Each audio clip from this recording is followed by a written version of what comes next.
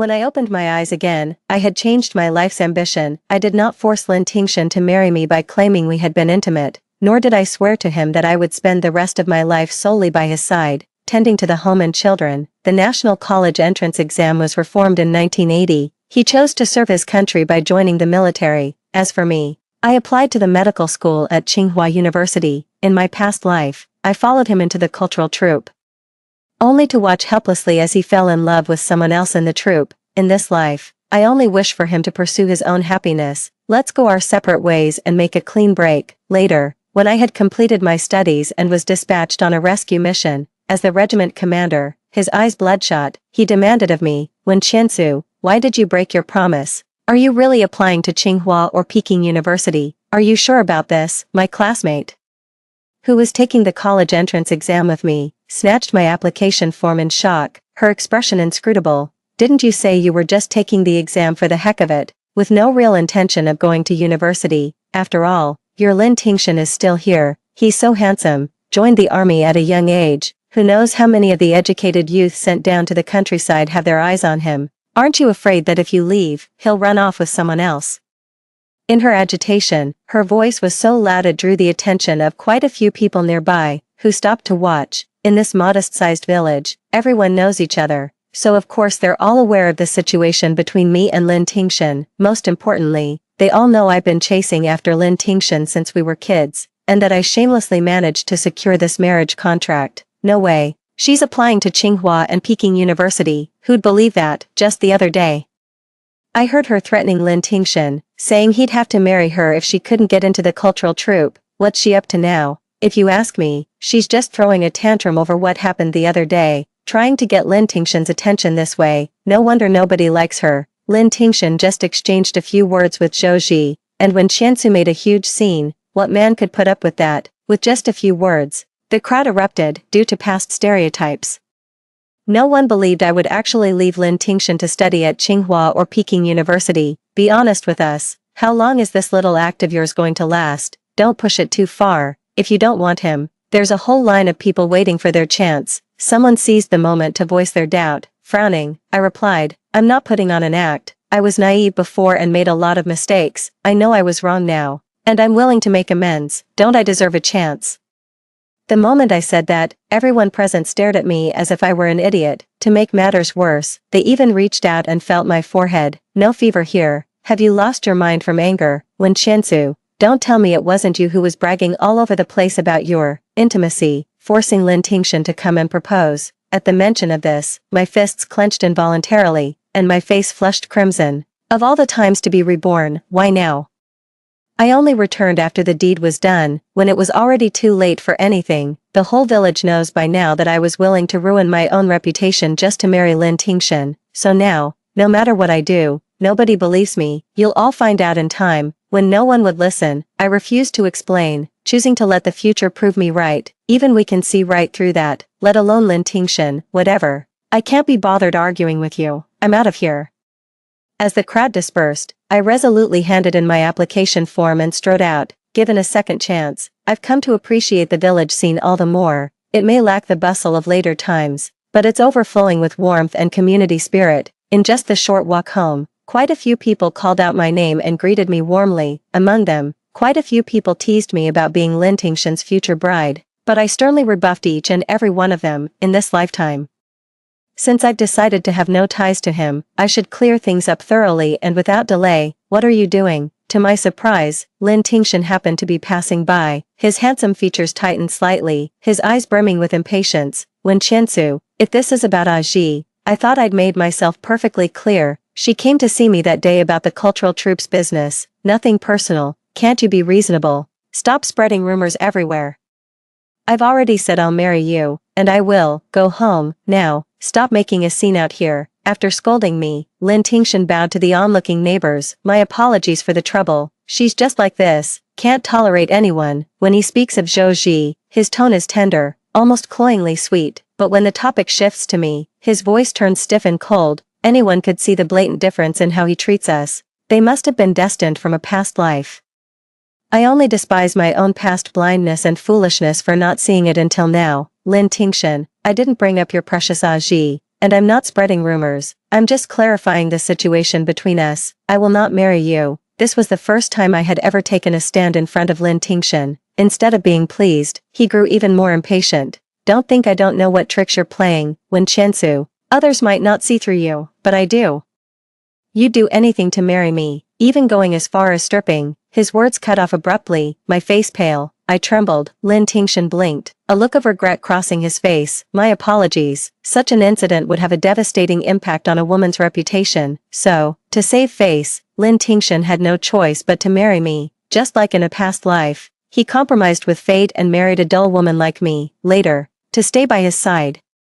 I gave up university and resolutely joined the cultural troupe. I spent my entire life in a flurry of activity, bearing his children, raising his family, and managing the household, yet in the end, he very publicly pursued Zhou Ji, declaring her to be his one and only true love. I was literally driven to my grave by rage. Thankfully, heaven has eyes, and it gave me a chance to start over. This time, I absolutely will not waste my entire life on Lin Tingshan. Lin Tingshan, I'm serious.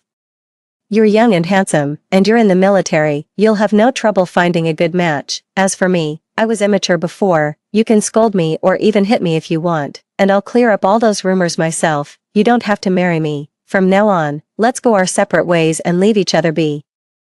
I rehearsed those words 3 times in my head before saying them. Lin Tingshan gave me a puzzled glance, then laughed, a laugh born of sheer fury. Wen Qiansu, the same trick only works once. Using it again just makes you tiresome. Go home. Lin Tingshan has always been a patient man. To others, he appears polite, witty, and the very picture of a refined gentleman, but with me, he can't muster an ounce of patience. Not that I blame him. A while back, I did trick him into meeting me by pretending it was a farewell, hoping to end up in his bed. If Lin Tingshan weren't such an upright gentleman, most people would have found it impossible to resist. The most crucial part is that, even if he did nothing, I would claim that we had been intimate. If he refused to marry me, I would threaten to end my life. My past actions were utterly reckless and excessive. I don't expect Lin Tingshan to believe me right away. Some things can only be proven with time.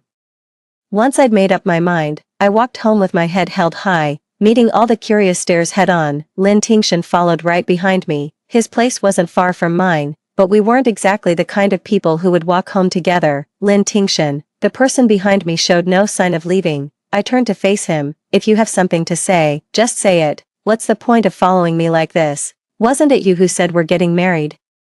And insisted on driving me home from now on. Wen Qiansu, what kind of game are you playing now? Don't tell me you're going to claim you've lost your memory again. My words made Lin Tingshan's brow furrow deeply in anger. I smacked my own forehead in frustration. How could I have forgotten about that? You don't need to drive me anymore. I've already told you, I'm not going to marry you, so naturally, I don't need your rides. Go back. Zhou Ji is waiting for you. I wasn't lying.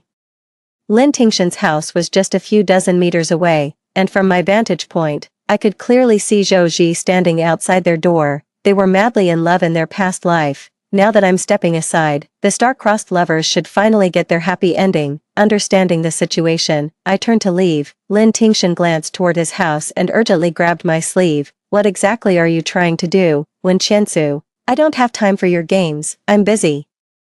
If you've misunderstood my relationship with Zhou Ji, then let's go clear it up right now. Come on. He dragged me firmly toward the front door, where Zhou Ji stood waiting. She wore a white dress, standing in the cold wind like a resilient, unyielding little flower. Lin Tingshan, let go of me. I can walk on my own. I struggled to break free from his grip, desperate to maintain some semblance of grace in front of Zhou Ji. As I approached her, the dull ache in my chest left me utterly exposed.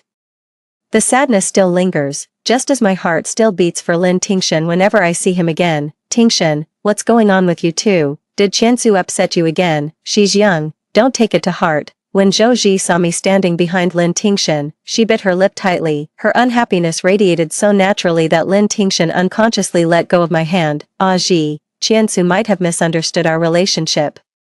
That's why I specifically asked her to come, to clarify in person that you and I are just friends, right? He couldn't even bring himself to look Zhou Ji in the eye as he said it, and I let out a scornful laugh in my heart. Zhou Ji, standing nearby, looked as if she might collapse. After giving a slight nod, she turned and fled, unable to bear the humiliation. Aren't you going after her? Watching the one he loved run away in distress without making a move to stop her.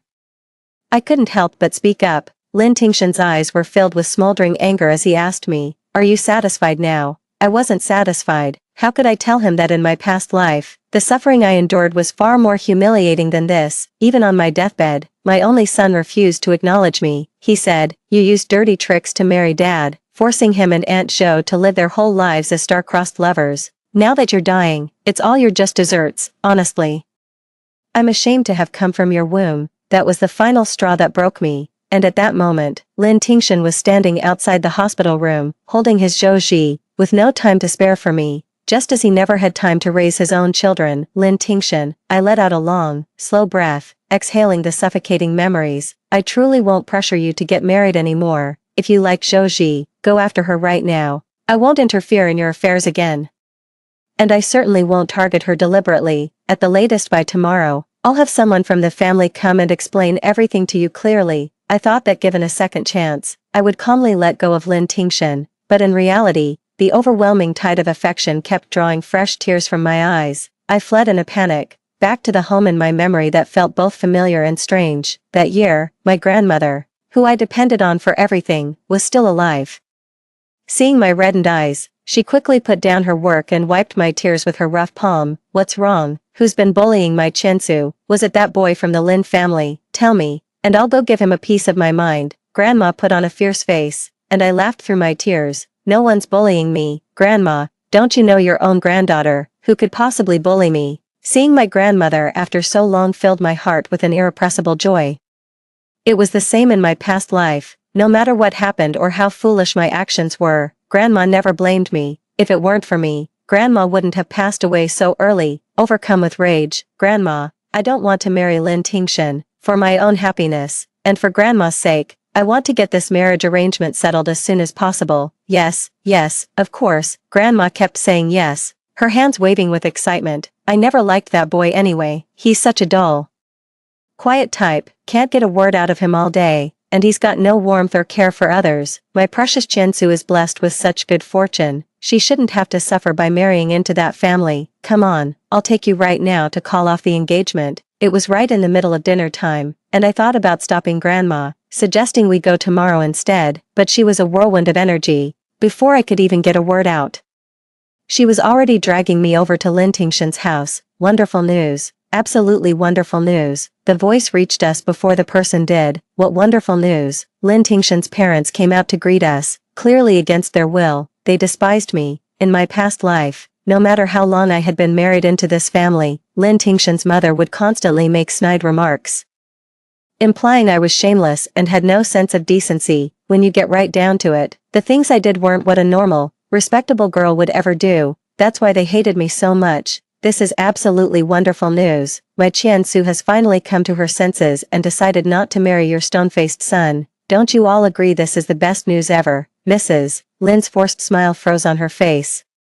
It had never crossed her mind that the family of the daughter-in-law she looked down upon from the bottom of her heart would, in turn, look down on her own son. What kind of talk is this? The whole village has been gossiping about these two kids for ages. You can't just call off the engagement on a whim. Who would ever want her after this? Mrs. Lin didn't specify who she was, but her eyes were fixed squarely on me. Her look clearly said that if I didn't marry Lin Tingshan, no one else would have me. Who cares if anyone else wants her? Our Chansu is obedient and sweet-natured. She's going to study in the big city later, and there'll be plenty of suitors lining up for her. Who on earth would be interested in your stone-faced son? Unfortunately, Grandma didn't catch the implied meaning in her words. Instead, she just kept praising my character. Granny Wen, you'd better be sure about this. Once we settle it today, there's no going back.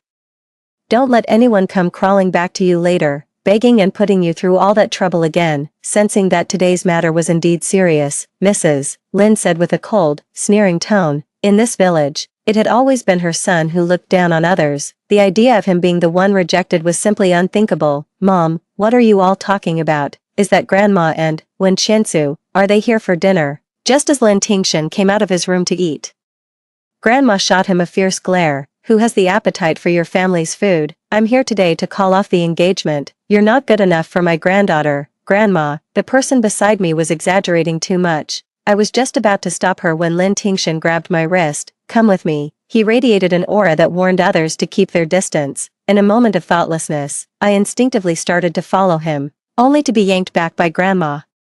I'm not going anywhere with you. Let me make this perfectly clear right now. Qiansu is not marrying you. You can take it or leave it. We're leaving. Grandma tried to pull me away, but Lin Tingshan refused to let go. When Qiansu, don't push it. I'm warning you. Think this through. If you step out that door today, it's over between us for good. He was trying to threaten me. A cold sneer rose in my heart, mixed with a pang of sorrow. Thank you. I've made up my mind.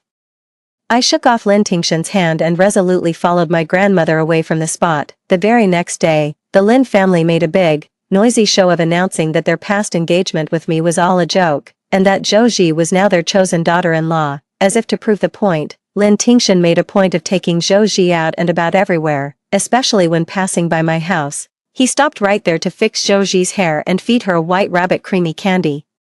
In this day and age, white rabbit creamy candy was a rare treat. While Zhou Ji was flattered and overwhelmed, she caught sight of me out of the corner of her eye. Qiansu, she quickly distanced herself from Lin Tingshan, hiding behind him. Don't get the wrong idea. It's not what you think between Tingshan and me. Then what is it? My calm tone completely infuriated Lin Tingshan. He pulled Zhou Ji into a tight, possessive embrace. Ah Ji, why are you explaining anything to her?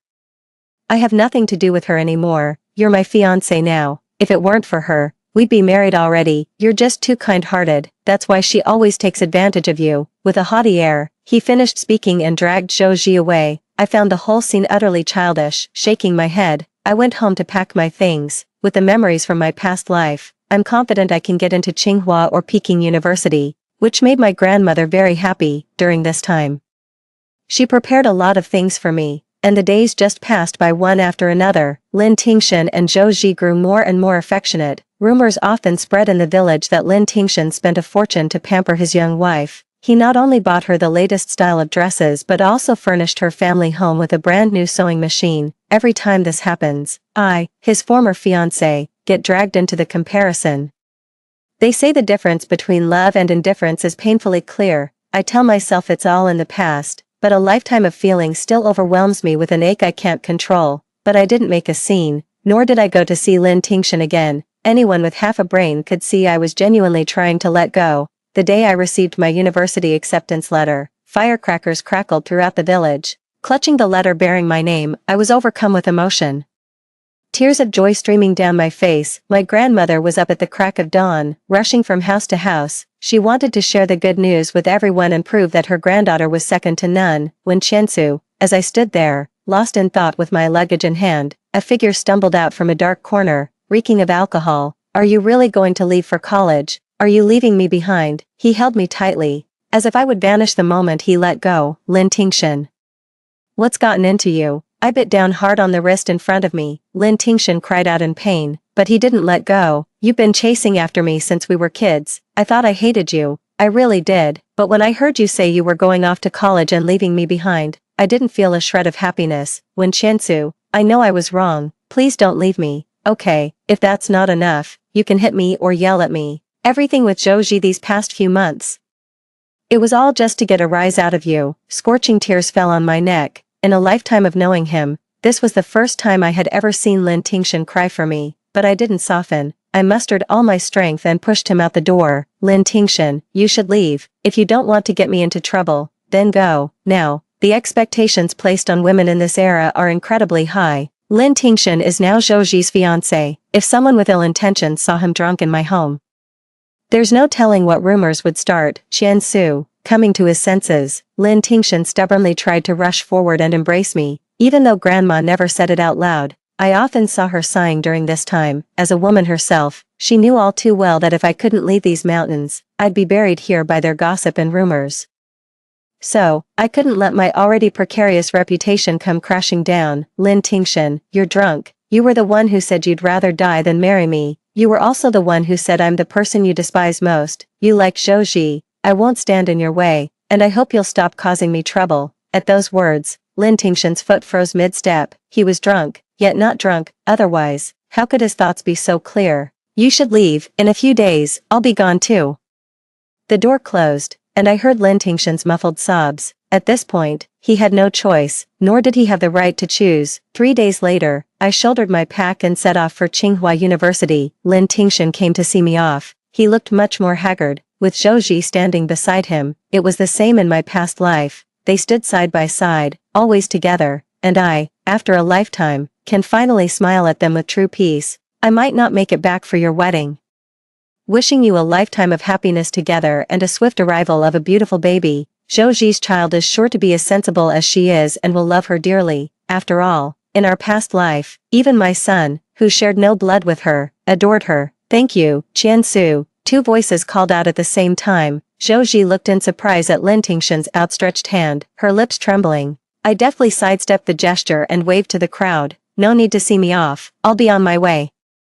The crackle of firecrackers once again thundered through the village. I climbed onto the ox cart and gradually faded into the distance, enveloped in smoke. This time, I didn't look back, for the road ahead was surely bright and promising. After another couple of weeks, moving from place to place, I finally arrived at the long-cherished Tsinghua University. Unlike my past life, the students here were brimming with the vitality and beauty of youth. It was a kind of beauty I had never known before. Hello, classmate, please come here to register. The senior students welcoming me enthusiastically explained everything about the school, and I finally felt it for real. I had been given a second chance at life. I was no longer facing household chores, a crying child, or the harsh demands of my mother-in-law. Classmate, why are you crying? My tears, born of overwhelming emotion, left my roommate at a loss. The others quickly gathered around me, offering a chorus of comforting words. It's nothing, I'm just a bit overwhelmed. I wiped my tears and introduced myself with composure. A collective sigh of relief went through the roommates. Ah, don't get so worked up. This is just the beginning. I came from a small mountain village too. Things will only get better from here. We have a brighter future ahead of us. She thought I had been treated terribly at home, which was why I shed tears of emotion after escaping that place. I didn't offer an explanation, but instead turned to look outside. Yes, the future will be better. I will be better. And the country will be better too. This is the point I, from a future time, am most proud of. In my second month of school, I fell in love with medicine with an even more consuming passion. I am acutely aware of the many diseases that will afflict future generations, and I am determined to tackle these challenges head-on as early as possible. To my surprise, my usually unreliable roommate was waiting for me outside the classroom, her expression a complex mix of emotions. Chinsu, you didn't run away because your family is forcing you into an arranged marriage, did you? I know it's not right to say this, but a military marriage. Maybe you should think it over carefully. I furrowed my brow in confusion, and my other roommate grabbed my arm. Someone came looking for you at the dorm today. I saw him, a total hunk in a military uniform. He caused quite a stir with the girls on campus. Is he your boyfriend? Nice catch. Exactly. Don't listen to her nonsense. A guy that gorgeous. Even if you came here to study, you wouldn't just run away from that, would you? From just a few words, I pieced together the whole story and realized exactly who they were talking about. Among everyone I know, the only person whose looks could cause that big of a commotion is Lin Tingshan. But what's he doing here? I muttered an anxious apology and hurried towards the dormitory building. Lin Tingshan stood in the shadows, his broad shoulders and narrow waist combined with his over 6-foot frame creating an imposing presence. It seemed a few people had tried to approach him, but they were all intimidated by the aura surrounding him. Qian Su, hearing my footsteps, he turned around with a blossoming smile. You're here. I didn't know which department you were in, and Grandma wouldn't tell me. So I had to ask around, one by one, and wait for you here. Lin Tingshan's voice grew softer as he spoke, his expression seeming afraid that I would blame him. Lin Tingshan, what are you doing here? I cut him off impatiently, my tone sharp. If I remember correctly, we have nothing to do with each other anymore. Shouldn't you be at home with Zhou Ji? What are you doing here? A wave of intense displeasure washed over me. It was just like last time, after marrying me. Lin Tingshan was almost never home. He much preferred spending time with Zhou Ji, chatting and sharing stories with her. Now, in this new life, with someone else in the picture, he's become infatuated with me all over again. Is this just human nature, or is Lin Tingshan simply the type who can't be content with what he has and always wants more? The mere thought that I might have had feelings for such a scoundrel made my cheeks burn with embarrassment. It's not what you think. I was assigned a task in this area and just happened to drop by to see you, Chinsu. Even if we're not engaged anymore, we still have our childhood bond. Don't be like this with me. I'm just here to deliver something from Grandma. Lin Tingshan produced the items he had purchased from behind his back, white rabbit milk candies, biscuits, and some pretty hair ties and clothes. In this day and age, these items are incredibly valuable. Grandma wouldn't have asked him to bring them along lightly. So I didn't reach out to take it. Instead, I studied the person before me with a serious gaze. He hadn't shaved, with dark circles under his eyes. Even his uniform was slightly rumpled. This wasn't the Lin Tingshan I knew, so he really did have a mission here, and he had rushed to see me in a hurry. Lin Tingshan, there is no affection between us. I've made myself perfectly clear. I also hope that you will not disturb my life from now on. I wish you and Zhou Ji a long and happy life together. Forever united in heart, that was his greatest wish in his past life. Thinking of it now, I feel little emotion. I have grander ambitions. The SARS outbreak in '01, and the pandemics that followed, are all waiting for me. Compared to matters of the heart, I believe I should instead apply the knowledge I once possessed to save more lives. Do you have to treat me this way, Qiansu? Lately, I've been having these dreams on and off. In them, you didn't go to university. Instead, you followed me into the cultural troupe. Later, we had our own children. You stayed home to care for the family, and I worked hard to provide for us. Every time I wake up, I can't shake the feeling that this is how our life was meant to be. Lin Tingshan's eyes grew slightly moist, but I was utterly horrified, because none of it was a dream for him. It was all real. It was the life I had actually lived. Lin Tingshan, since you had the dream, you should know. The version of you in that dream treated me terribly. Us getting married would only lead to a bad end, wouldn't it? I hit right where it hurt. Lin Tingshan's hand went limp, and the object he was holding fell to the floor with a clatter, rolling away. You had the dream too. You had it too, didn't you? That explains it. That's why you started giving me the cold shoulder for no reason. So that's how it is. I was wrong from the very beginning. He seemed utterly devastated. This man, who had always cared so much about his image since childhood, was now shedding tears of bitter regret. But that wasn't me. Qiansu, dreams are the opposite of reality. I love you deeply, and I will raise our child well. That wasn't me. Please, look at me. Just look at me. I am Lin Tingshan, not the bastard from your dream. Lin Tingshan gripped my shoulders tightly, his eyes pleading as he searched mine for any trace of affection, but there was nothing. My eyes were like a still pond, without a single ripple. You don't love me anymore. You really don't love me anymore. At that moment, Lin Tingshan was forced to face reality. He wept bitterly, his tears falling all over me, so scalding, so intense. If he had been like this in my past life, I would have been overjoyed. That was the love I had yearned for my entire life. If only things could be different.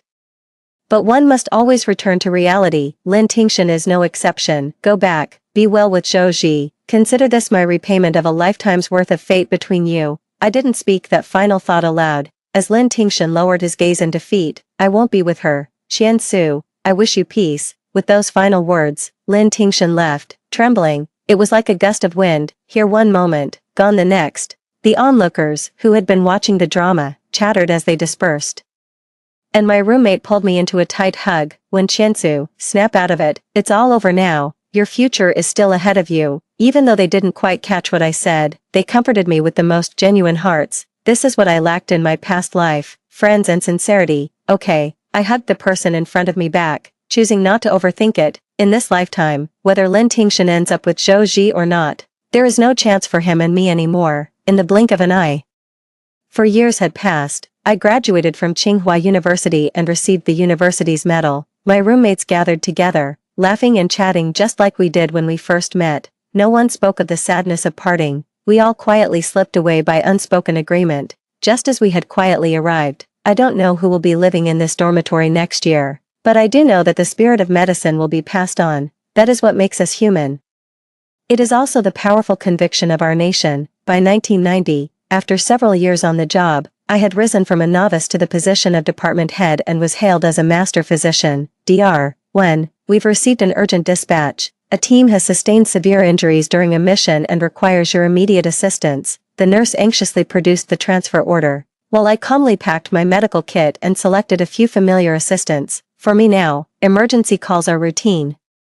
I don't feel afraid and handle everything with composure. Dr. When, the contact person is at the main gate. I overheard the nurses talking. They say he's an absolute stunner. My assistant whispered this to me from behind. I couldn't help but think how bold young people are these days, checking out handsome guys even when we're about to head out on a mission. but thinking back to how my college roommates used to swoon over guys, I couldn't help but shake my head. Over here, a low, magnetic voice called out. I stiffly lifted my head, seeing Lin Tingshan again after all these years. Clearly, he was just as surprised, frozen in place mid-motion. Qian, he instinctively started to call out my name. Without looking at him, I gave my assistant a gentle pat. Pick up the pace, the wounded are still waiting. I said this to remind my assistant, and also to remind Lin Tingshan. He didn't look at me again. But the atmosphere in the car was so tense that even my assistant didn't dare speak much, only daring to quietly complain to me. Dr. Wen, that police officer is way too intimidating. What's the use of being handsome when he's like a block of ice, a total deadpan face? Hearing that deadpan face comment, I couldn't help but laugh out loud. Grandma also loved to go on about how Lin Tingshan had a deadpan face. Free from the hardships of the Lin family, I've kept Grandma by my side. And she's still in remarkably good health, although she nags me from time to time about finding a boyfriend. The old lady also often reminisces about the past. She thinks I'm unwilling to marry because Lin Tingshan hurt me too deeply. I never corrected her, and that misunderstanding has persisted all these years. Dr. Wen, you have such a lovely smile. The young assistant quickly shook off her fear and regained her usual energy. I tapped her head lightly. Acutely aware of the intense gaze fixed upon me, Lin Tingshan had been watching me the whole time. He seemed more mature, yet somehow unchanged. We're here, we're here. The vehicle rolled to a stop. I grabbed the medical kit and got out, not giving Lin Tingshan a chance to say a word. Where are the injured? This rescue mission was at an earthquake site. To put it simply, there wasn't a single spot left untouched by the devastation. Over here, Dr. Wen.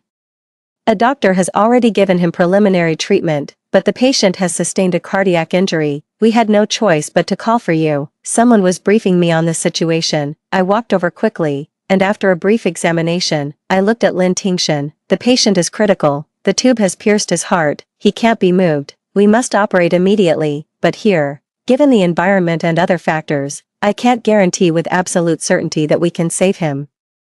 As soon as I finished speaking, two soldiers beside me turned their furious, red-rimmed eyes toward Lin Tingshan. What happens if we don't operate? It was clear that Lin Tingshan was the one making the decision. I understood the bond between comrades all too well. Lowering my eyes in anguish, I said, if we don't operate, he won't make it through the night. The situation was even more critical than I had imagined. Lin Tingshan gave a firm nod. Then do it. I trust you. He was a man of few words. I instructed the people behind me to prepare for surgery. Fortunately, medical rescue was already on the scene before I arrived, and the conditions weren't too bad. Dr. Wen, I'm a little scared. Beads of cold sweat were forming on my assistant's forehead. I took out a change of clothes and told her to put them on. Don't be afraid, it's just a different environment. Just like in the hospital, you can do this. Even if you think you can't, you have to, because the person lying in there is one of our soldiers. Yes, amidst the unified chorus of affirmation, I picked up the scalpel and began the long, grueling operation. As time ticked by, second by second, the battle against death finally drew to a close. We did it. We actually did it. My assistant let out a triumphant cheer. Weakly, I slumped backward, my hands barely able to keep hold of the scalpel. Dr. Wen, just before I blacked out, I heard frantic shouts and the sound of boots rushing near my ears. When I woke again, Lin Tingshan was slumped by my hospital bed. As I stirred, his eyes opened. You're awake? I nodded, my throat feeling raw and scratchy. The doctor said you fainted from exhaustion after such a long surgery. Have some water first, then get some rest. He didn't know what to say, and an awkward silence settled over the tent. Brother Lin, there's been an aftershock to the east. People are still trapped underground. The rescue mission is urgent. Someone came to report. Lin Tingshan's handsome brow furrowed as he looked at me, then toward the door. Go on. I calmly let him leave. Lin Tingshan gave a quiet of acknowledgement, pulled the quilt up for me, and vanished into the night. When everything fell silent, I heard a mother's heart-wrenching cries, mingled with the wail of an infant and the murmured prayers of the elderly. In this land, countless others are still waiting for me to save them. When Shensu, you can't collapse, you must hold on, for the Hippocratic Oath, and for those crying children. Muttering this to myself over and over, I grabbed a bottle of glucose solution by my side and headed back into the rescue zone. The scene, having just endured an aftershock, was even more harrowing. Someone who recognized me called out anxiously, Dr. Wen, what are you doing out here? You're our top priority to protect. Go back and rest. It's alright. I turned down the chance to rest. rushing along the path of rescue, 1, 2, until I lost count. The ground suddenly shook. Before I, while checking on a patient, could even react, a wave of construction materials came hurtling toward me from the distance. When Qiansu, in the distance, I saw Lin Tingshan sprinting toward me. He was covered in scrapes and bruises. Yet he stubbornly kept running my way. I have no regrets. In this life, I can face death with peace, for I have fulfilled my purpose. The only regret was that SARS never arrived. Don't be afraid. As the tears fell on me once more, the patient and I were shoved aside, leaving Lin Tingshan pinned down alone. For a moment, I felt dazed, my head throbbing terribly. Brother Lin, help, someone, get help, quick. Everyone around me sprang into action, frantically trying to help. I slapped myself across the face, forcing myself to calm down. If anything happened to Lin Tingshan right now, he would need my help. I need to stay calm. My assistant brought me the medical kit, and I treated the wounded one by one until a familiar face was wheeled before me. My mind, which had ground to a halt, snapped back into focus. I began examining Lin Tingshan's wounds. A tube pierced through near his heart. His entire body was covered in wounds, large and small. A dense and horrifying map of injuries. The most severe was to his head, where a blow from a rock had left a ghastly, shocking wound. You have to save Brother Lin. Pairs of bloodshot eyes turned to me. I nodded and picked up my scalpel. Qiansu. While I was cleaning the wound, Lin Tingshan regained consciousness. He seemed to check that I was alright before passing out again. When the patient's vital signs are fading fast. In all my years in the operating room, this is the most critical and uncertain case I've ever faced. Lin Tingshan, please wake up. If you wake up, I'll forgive you, I promise. At that moment, I had to admit it. I couldn't save Lin Tingshan. Like everyone else praying in the hospital, I could only hope for a miracle. Lin Tingshan, you promised to marry me. Wake up, please wake up. The cries grew louder. Lin Tingshan blinked, and tears began to fall. He had woken up, but he hadn't truly come back. I heard him say, when Qiansu, you promised to marry me when we were kids. Why did you break your word? But maybe it's for the best. And also, I'm sorry. I'm sorry for what happened in our past life. He remembered everything, yet there was nothing he could do to make it right. In the end, he could only pass from this world, carrying with him an eternity of regret. Lin Tingshan, get up, please, get up. I don't want your apologies. I don't want you to die by my hand. I wept my heart out, and no one came to disturb me. Everyone was still reeling from those words. In that moment, it was clear to all that the newly arrived When and Lin Tingshan shared a history, but Lin Tingshan was gone. After the earthquake, I received a medal while holding Lin Tingshan's ashes. Part of it was about him, and part of it was about me, but I had no mind to look at it. Instead, I quietly walked to a secluded spot, cradling the ashes. Lin Tingshan, do you remember, when you were young?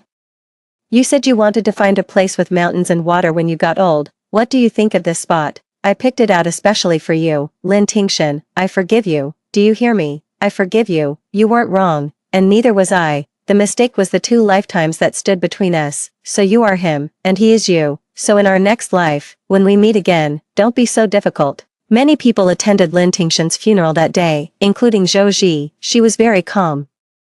Back in the village, everyone said that with no parents, you weren't good enough for Tingshan. But once you leave those mountains, you realize you were the same kind of person, both selflessly dedicated, both serving the people. I admire you. Looking back now, I've long since surpassed Zhou Ji, that once unattainable figure standing outside the hospital ward, or perhaps, surpassing her was never the point. After the funeral, I resumed my journey of saving lives, this time.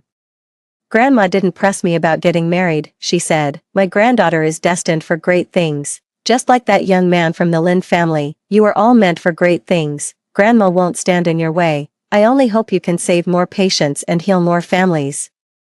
Qiansu, my only wish is that you take good care of yourself. I believe I will. I will live well, carrying the hopes of Lin Tingshan, and living for him too. Story 2. My husband died in a horrific car crash, his body lost to the ravine, all because he was on his way to buy strawberries for me. At the funeral, as I was utterly consumed by grief, a group of debt collectors stormed in. That was when I discovered, to my horror, that my husband had left behind millions in debt. Racked with guilt, I tearfully agreed to assume the debts and vowed to honor my husband by caring for his parents. First, I donated a kidney to my mother-in-law who was battling cancer. Then, I sold my own house and car to help my husband pay off part of his debts. All this was to ensure my mother-in-law's happiness in her later years and to settle the remaining debts. I worked myself to the bone for over a decade, until I was completely spent. But as I lay on my deathbed, my husband, who should have been dead, returned home with a beautiful woman. Only then did I learn that his death years ago had been a sham. When I opened my eyes again, I went back to the day my husband died in the car accident.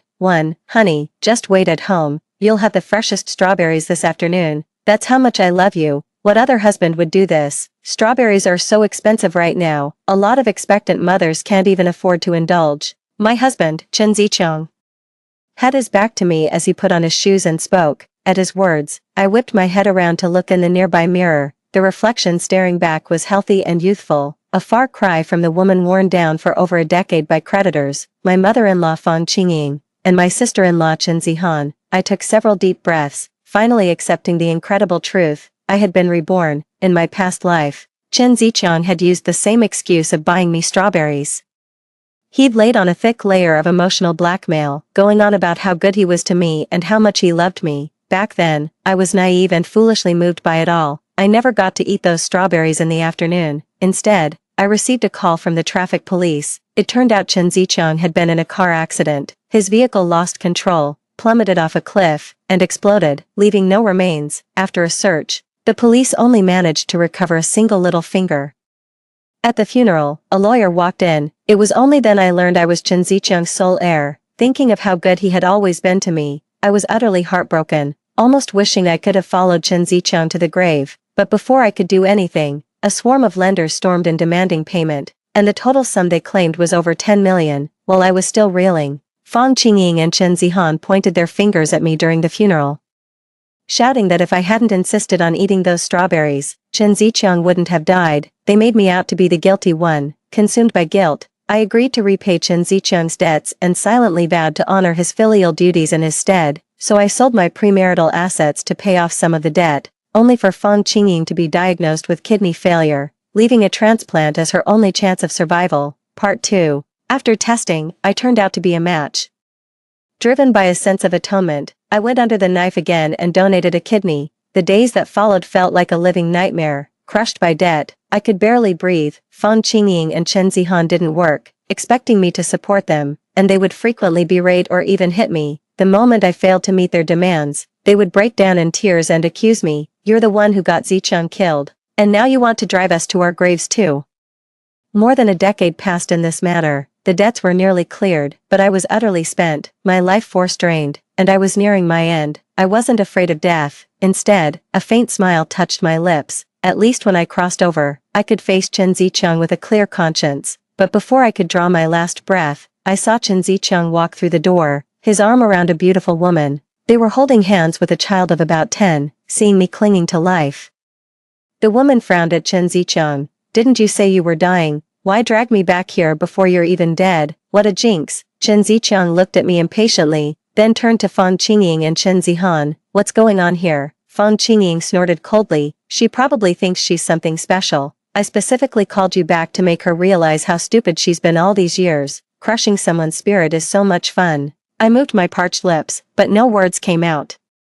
I only felt a surge of blood rushing to my head before sinking into an abyss of darkness. I gathered my thoughts and smiled at Chen Zicheng. Yes, you're the best. Drive safely, and I'll be waiting for you at home. After seeing Chen Zicheng off, I immediately went downstairs and bought a lottery ticket for next week's draw at a shop not far away. The winning numbers for this lottery were a strange coincidence. They matched our wedding anniversary. I had just learned about the debt when the results were announced on TV, so the numbers were etched in my memory. Perhaps this is just fate at work. Holding the lottery results in my hand, I knew that in this life, I wouldn't just break free from Chen Zicheng and make the Chen family pay for their deeds in my past life. More importantly, I was going to live a brilliant life. 3. What happened next was the same as in my previous life. I retrieved Chen Zicheng's severed finger and held a funeral. But while last time I was heartbroken and wept inconsolably, this time, I couldn't shed a single tear. Once most of the relatives and friends had arrived, it was time for the show to begin. I just picked up a tissue soaked in medicated oil and dabbed my eyes, and the tears instantly welled up and overflowed. I wept and wailed as the tears streamed down. Zicheng, how am I supposed to go on now that you've left me like this? I'm filled with such regret.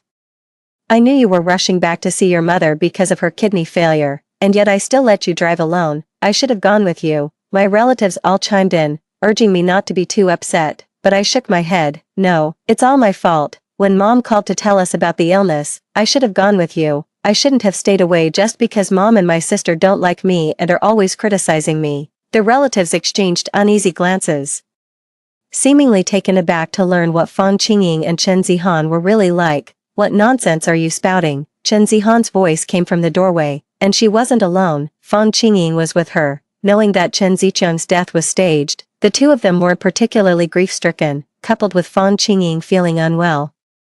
They arrived late. To their surprise, the first thing they heard upon arrival was me slinging mud here. Fan Qingying tottered over to me. Zicheng got into that accident because he went to buy strawberries for you. Your gluttony got him killed, and you have the nerve to pin all the blame on me. If Zicheng knew about this in the afterlife, how heartbroken he would be. Chen Zihan snorted coldly. It's you, you're always bossing my brother around, making him buy this and that for no good reason. Strawberries are your favorite fruit. Right before the accident, he was on the phone with me, saying he was out buying fruit for you. I sobbed, looking utterly remorseful. Mom, if saying that makes you feel better, I can accept your version of events. My words were practically meaningless, and my pitiful demeanor only made everyone more suspicious. Chen Zihan stormed over and slapped me across the face. Stop playing the innocent victim. You're the one who got my brother killed. Stung by the slap, I shot to my feet, the picture of wounded dignity. What do you want from me? Zicheng fell off the cliff on the road to meet you. You keep insisting he went to buy strawberries. What strawberries are in season right now? Even if there were, you don't need to go up a mountain for them. Any supermarket would have them. I'm telling the truth. It's just that in my past life, I was so heartbroken that I couldn't think straight. I paused, then continued. Besides, you and Mom never told me about her illness. If Zicheng didn't tell me, then who could have? I've already offered to take the blame for Zicheng's death for you. What more do you want? Do you need me to join him in death to be satisfied? As I spoke, I ignored everyone trying to hold me back, acting as if I was about to run into the wall. Zicheng, walk slowly on the road to the underworld. Wait for me.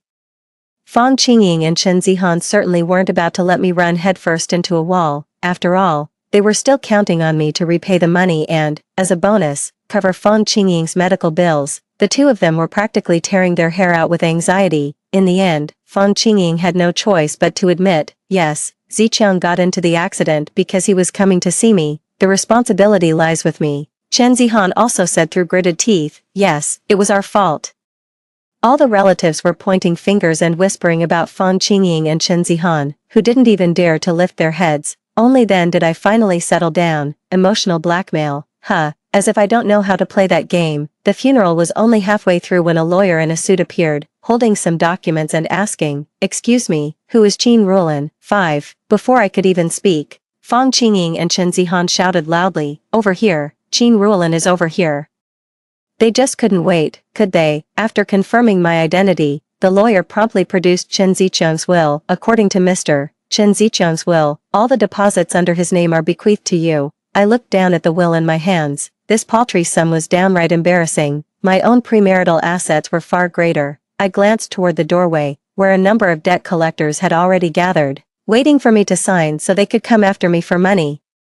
Fan Qingying grew impatient. Rulan, hurry up and sign. Once it's done, Zicheng can rest in peace. Chen Zihan nodded in eager agreement. Yes, once you've signed, we can proceed with the funeral. I shook my head. I can't accept it. Zicheng's biggest concern before he passed was surely Mom and his sister. I'm willing to renounce my claim to his estate so it can be used for Mom's medical treatment. Before Fan Qingying and Chen Zihan could voice their objections, I continued, besides, when Zicheng was alive, almost all of his income went to supporting Mom and his sister. I'm certain that if he were here now, he would want everything to go towards Mom's care. The relatives couldn't help but give me a thumbs up. Feeling a bit self-conscious, I signed the documents to formally renounce my inheritance rights. That's how the law works, since Chen Zicheng's debts weren't incurred for family expenses and I had no knowledge of them. By giving up the inheritance, I naturally wouldn't be liable for his debts, according to inheritance law. With me out of the picture, the next in line to inherit were Fan Qingying and Chen Zihan. Predictably, they started politely refusing,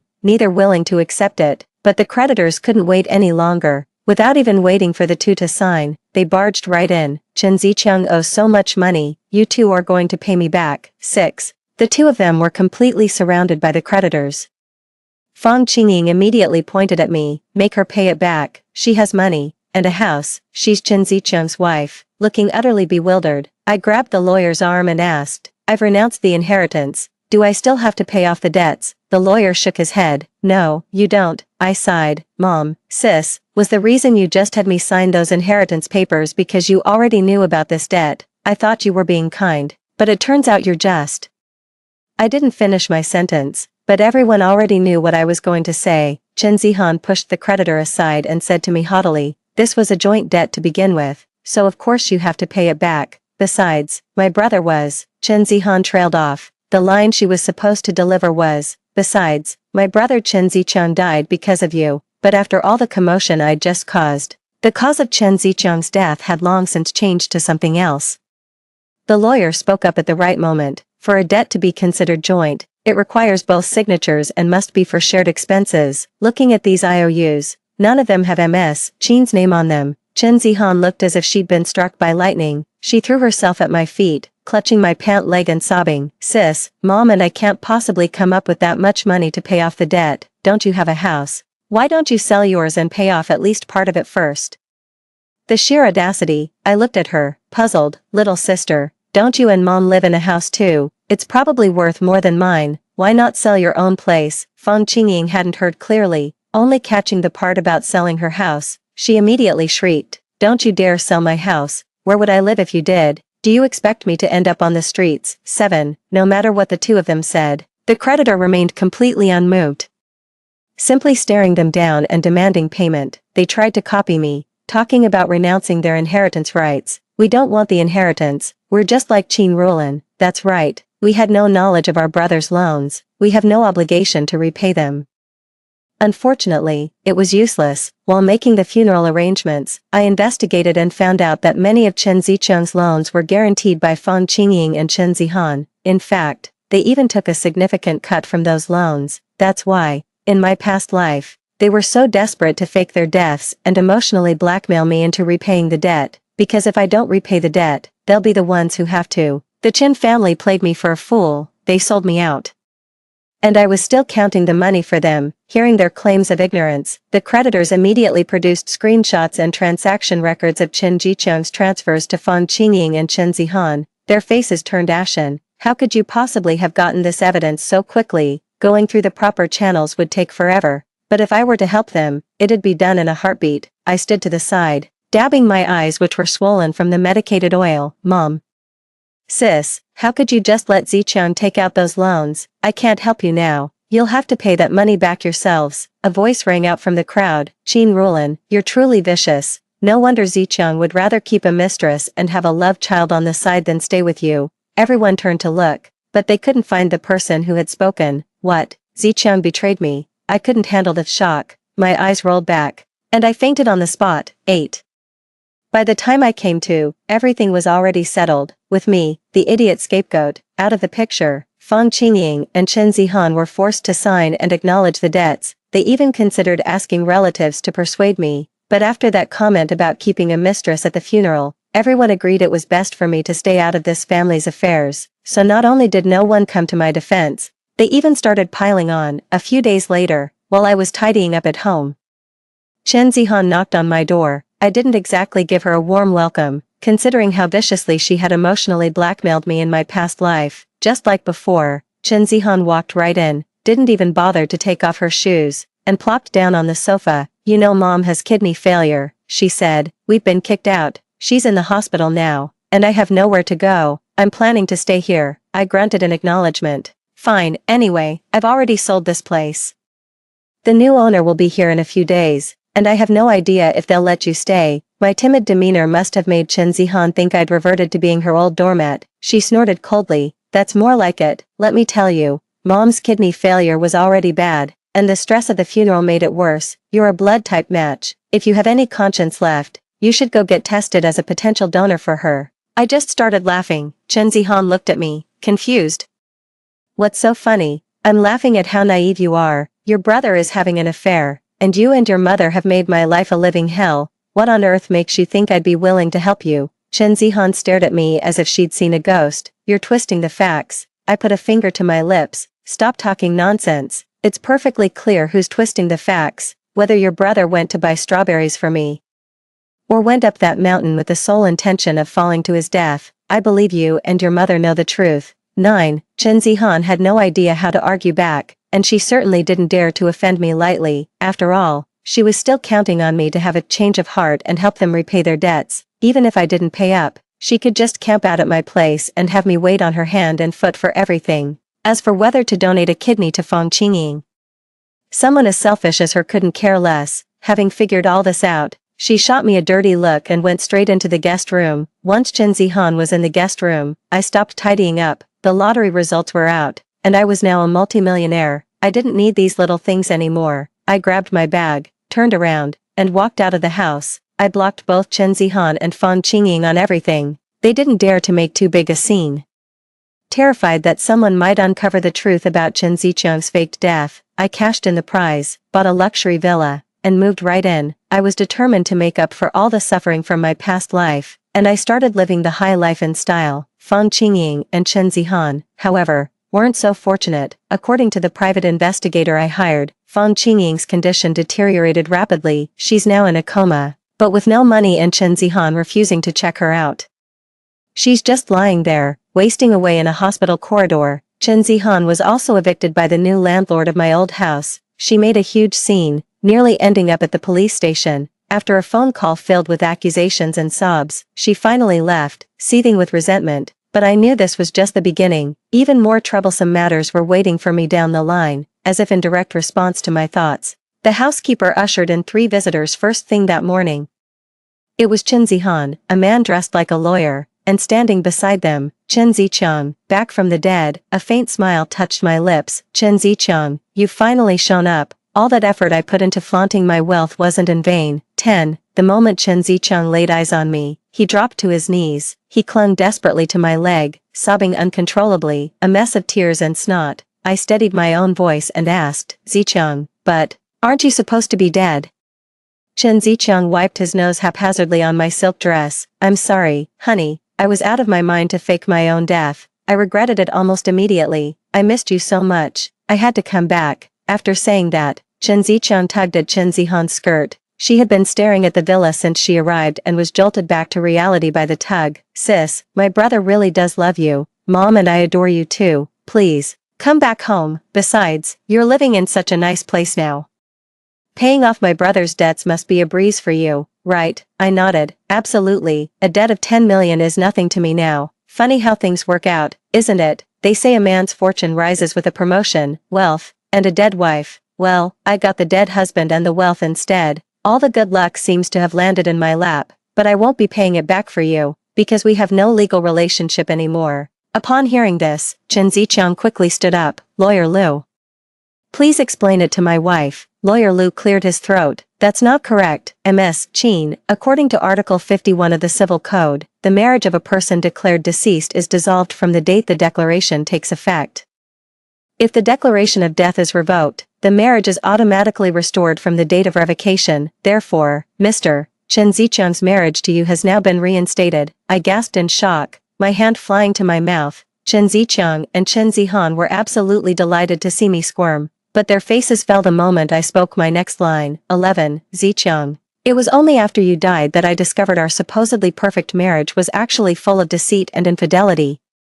That's why, after you were gone, I chose to remarry. I smiled. After all, the best way to get over one relationship is to start a new one. With a dark expression, Chen Zicheng shook his head and said, I don't believe it, you're definitely lying to me. I waved my hand, signaling the nanny to fetch my husband, Huang Yunan. He was already waiting at the top of the stairs with our marriage certificate in hand. Before the nanny could even go up, he descended with long, purposeful strides.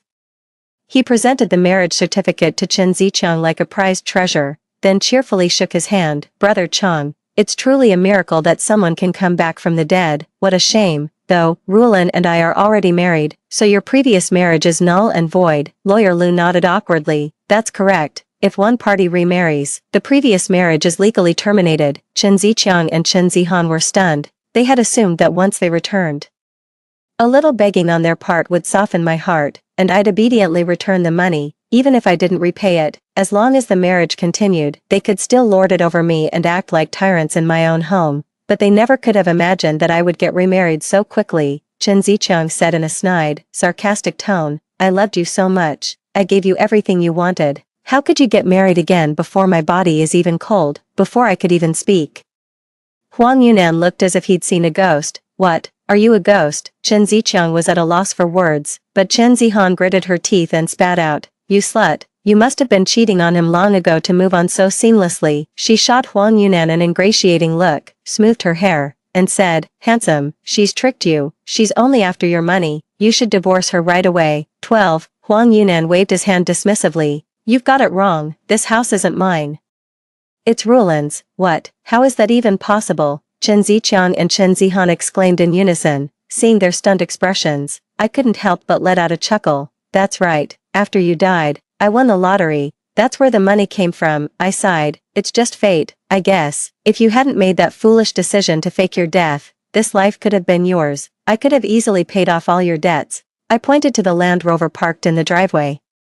I remember you used to say this was every man's dream car. You could have been living that dream. If you could see Chen Zicheng and Chen Zihan's guts right now, they'd undoubtedly be green with envy, realizing he couldn't gain any advantage from me through legal means. Chen Zicheng's eyes darted around. Darling, he said, I know my sins are grave and I don't deserve your forgiveness.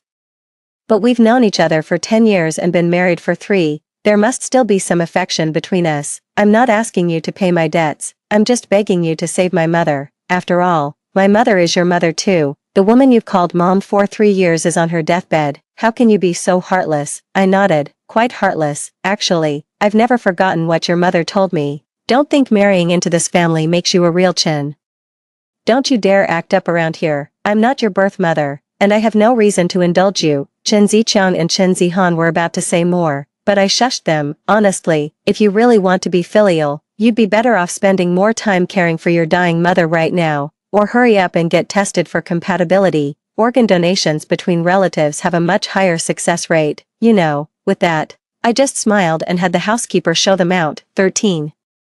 As the 3 of them stepped outside, Huang Yunan gave me a thumbs up. Rulan, how did you know Chen Zicheng would definitely come back for you? Huang Yunan's demeanor was nothing like before. She had now settled onto the sofa with a languid, almost coquettish air. I slipped off my dress, leaving just my slip-on, and squeezed onto the sofa next to Huang Yunan. I know Chen Zicheng too well, I said, whether it was Chen Zihan dying or Fang Qingying dying. He was never going to come back for that. He'd absolutely choose to take the money and fly off into the sunset with his mistress, but if he did that, he could never make up for the hurt he caused me. So, I deliberately spread the word that I'd come into money and kept my marriage a secret. I was just waiting for him to walk right into the trap. Huang Yunan leaned her head on my shoulder. Oh my god, Rulan, you're amazing. If I didn't have a boyfriend, I'd totally marry you. I rolled my eyes. Huang Yunan is both my classmate and neighbor. We've always been incredibly close, especially since we even share the same sexual orientation, but that's precisely why he agreed without hesitation when I proposed we get married. I was already well aware of the law that lawyer Lu mentioned. If I don't cut Chen Zicheng out of my life for good, he'll remain a ticking time bomb hanging over my head, and I'll never have a moment's peace. Huang Yunan snatched the grapes from my hand. Wait. That doesn't sound right. What if Chen Zicheng runs off again? I gestured toward my phone with my chin. Don't worry. I've notified every single one of his creditors. At that thought, I smiled. Not only that, I even found someone to give him advice on how to make money. Huang Yunan shook his head. Rulan, you're terrifying. I don't dare divorce you anymore. I'm afraid you'd ruin me. It's true. I've been clever since I was a child, and I never forget a slight. It was only in my past life, blinded and deafened by love, that I let those 3 ungrateful wretches lead me around by the nose. 14. On the advice of a well-meaning person, Chen Zicheng didn't disappear again. Instead, he and Chen Zihan gathered their many creditors for a meeting. I don't know the specifics of what was said or done. All I know is that 2 people went in, but only one came out. Chen Zihan vanished without a trace. In my previous life, after Chen Zicheng went missing, Chen Zihan nearly worked me to death. After I donated a kidney to Fang Qingying, when I was at my most vulnerable, she not only neglected me completely but also demanded I do her laundry and cooking. On top of that, I had to cater to the whims of the fussy and demanding Fang Qingying in the middle of the night. I suffered multiple infections and nearly died. After I recovered, Chen Zihan knew full well how much debt our family was in, yet she still demanded that I buy her expensive cosmetics and luxury goods. It's not that I didn't resist or refuse, but every time I did, she would immediately resort to hitting me. I was physically weak and was no match for her. She even said I deserved all of this, and that if it weren't for me, Chen Zichang would have bought those things for her.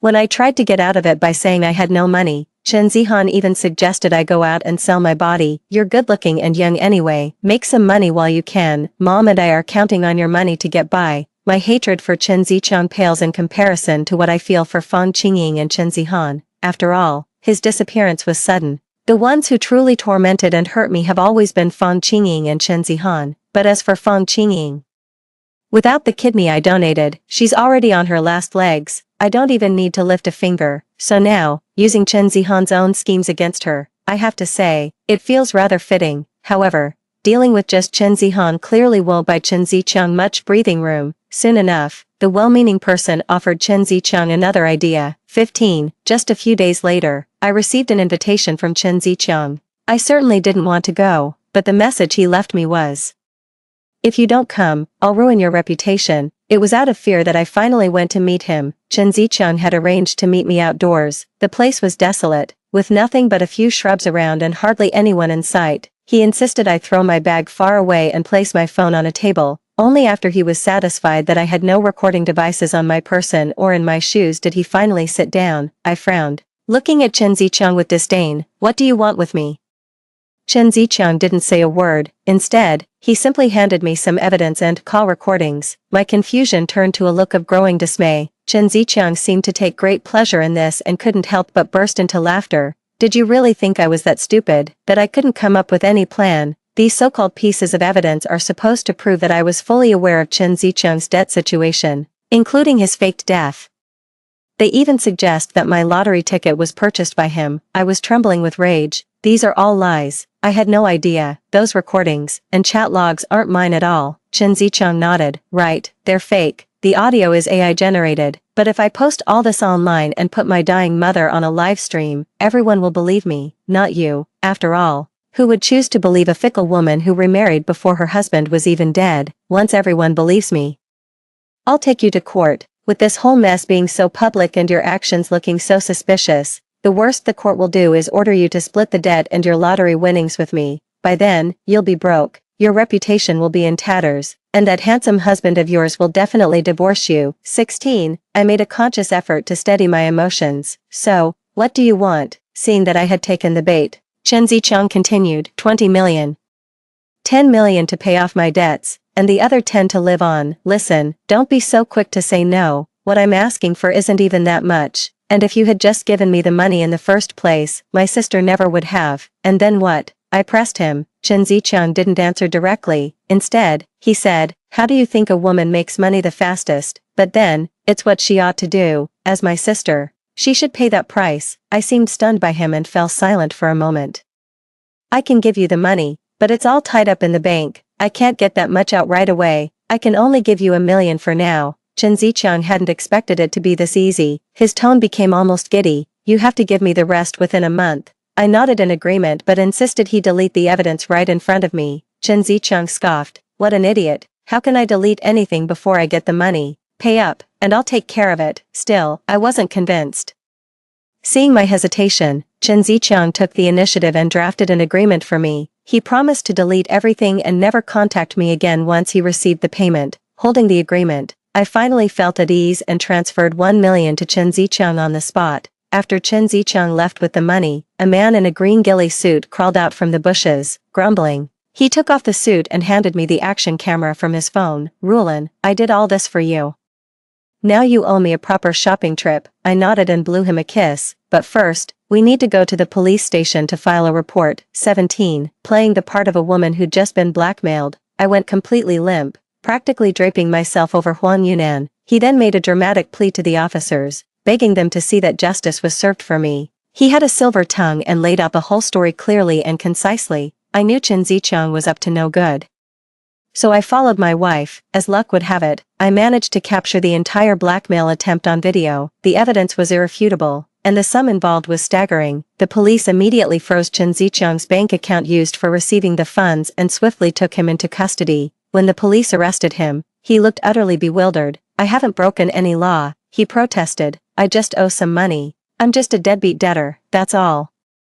It wasn't until he was at the police station that he realized I was the one who had reported him. His anger flared. "You went back on your word. How could you set me up like this? This isn't extortion. She was my wife. Her money was mine." Huang Yunan spoke up at just the right moment. "Officer, he was already dead. I married my wife after he passed away. Their marriage was null and void long ago." The police wanted me to say something too, but I suddenly started screaming like a madwoman.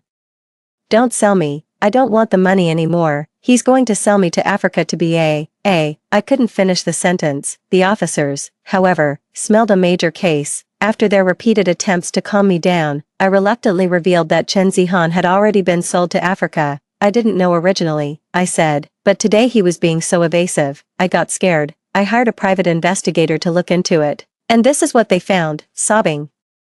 I threw myself into Huang Yunan's arms. Chen Zicheng gritted his teeth, utterly powerless. "I did a rough calculation. The extortion amount is huge, and the circumstances are particularly vile. He'll get at least 5 years for that. As for human trafficking, that's a whole different ball game, probably a decade or more." 18. With so many cases piling up and evidence taking time to investigate, Fang Qingying never got to see Chen Zicheng sentenced. She died alone and desolate in her rented room. They say it was only discovered because the smell got so bad, and the neighbor's dog wouldn't stop barking day and night. In the end, no one came to claim her body, so, this good Samaritan that I am, I sent her off to the crematorium. I brought her ashes home, then promptly dumped the whole lot down the drain and flushed them away. A piece of shit belongs with other shit. Over the past 6 months, the police collaborated with international law enforcement in an attempt to rescue Chen Zihan and the mistress. The mistress was rescued and brought back to the country, heavily pregnant and with a vacant stare. Rumor has it she was riddled with illnesses, and the paternity of the child was unknown, but at least she was alive.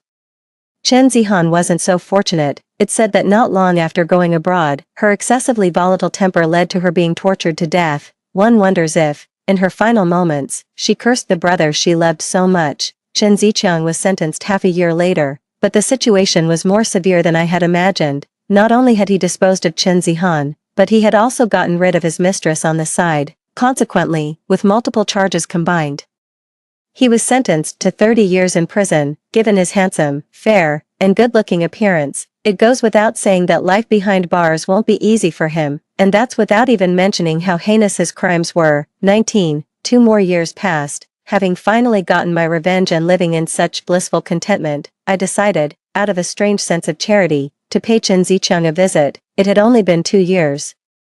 But Chen Zicheng looked even more haggard and aged than he had over a decade into his previous life. He was emaciated, his face a mess of cuts and bruises. His wrists were covered in scars, most of which looked like bite marks, and a chunk of his ear was missing. Life clearly hadn't been kind to him. Chen Zicheng stared at me with utter despair in his eyes. "What are you doing here? Come to gloat." I shook my head. "I came to tell you that your mother died at home. I went to collect her remains. But, I accidentally dropped the urn. The ashes went straight down the toilet." Chen Zicheng showed no reaction. "Oh, I see," he said. I gave a hum of acknowledgement. "Then let me tell you something you don't know. For instance, the person who gave you the idea, who encouraged you to do these wrong things, do you know who that is?" Only then did Chen Zicheng react, his gaze sharp as he looked at me. "How do you know someone gave me advice? Was it you? It was you all along, wasn't it?" I smiled but didn't answer. Instead, I gave him a wink. The meaning was clear. "You got it." He couldn't help but let out a cold laugh. "Do you think you're living a happy life? Let me tell you, I found out long ago that your husband is a goddamn homosexual. He's only after your money. Sooner or later, he'll abandon you and leave you riddled with disease." I gave the same answer as Chen Zicheng. "I know. Our marriage was a sham from the start. I only married him because I knew you weren't dead. I did it specifically for you. As for the money, you really don't need to worry. We signed a prenuptial agreement." Upon hearing this, Chen Zicheng coughed up another mouthful of blood and fainted on the spot. This was something Fang Qingying taught me. Destroying someone's spirit is even more effective than killing them. It really works, and damn, it feels good. The end. That's all for this first story. Don't go away, the next one is even more exciting. I was live streaming an antique appraisal show when I connected with an outdoor fishing streamer. He pulled a pearl from the fish's belly and asked me if it was valuable. I was utterly horrified. That's a corpse-suppressing pearl. Throw it back into the water. Now, the livestream chat was calling me greedy, but they didn't understand. It takes 10,000 corpses to form a single pearl, without this pearl to hold them back. The tens of thousands of floating corpses in the water will come ashore tonight. 1. My name is Moronyu. I'm an archaeology student at Jing University, and I'm also a pretty well-known live streaming influencer. In my spare time, I do live streams where I appraise antiques and collectibles to earn a bit of extra cash. One day, as I was starting my stream as usual, an excited face suddenly popped right up in front of the camera. Hey streamer, check this out. What do you think I've got here? I was startled. The person on the other end moved back from the camera, and I finally got a clear look. It was a middle-aged man with a scruffy beard. His skin was dark, his nose bridge was high, and he was holding a bright green bead between his fingers. Take a look. Is this made of jade? The man wore a smile, and the gleam in his eyes was almost brighter than the jade bead in his hand. The comment section immediately lit up. Oh, isn't that my man Xingji? Yeah, wasn't Xingji out fishing?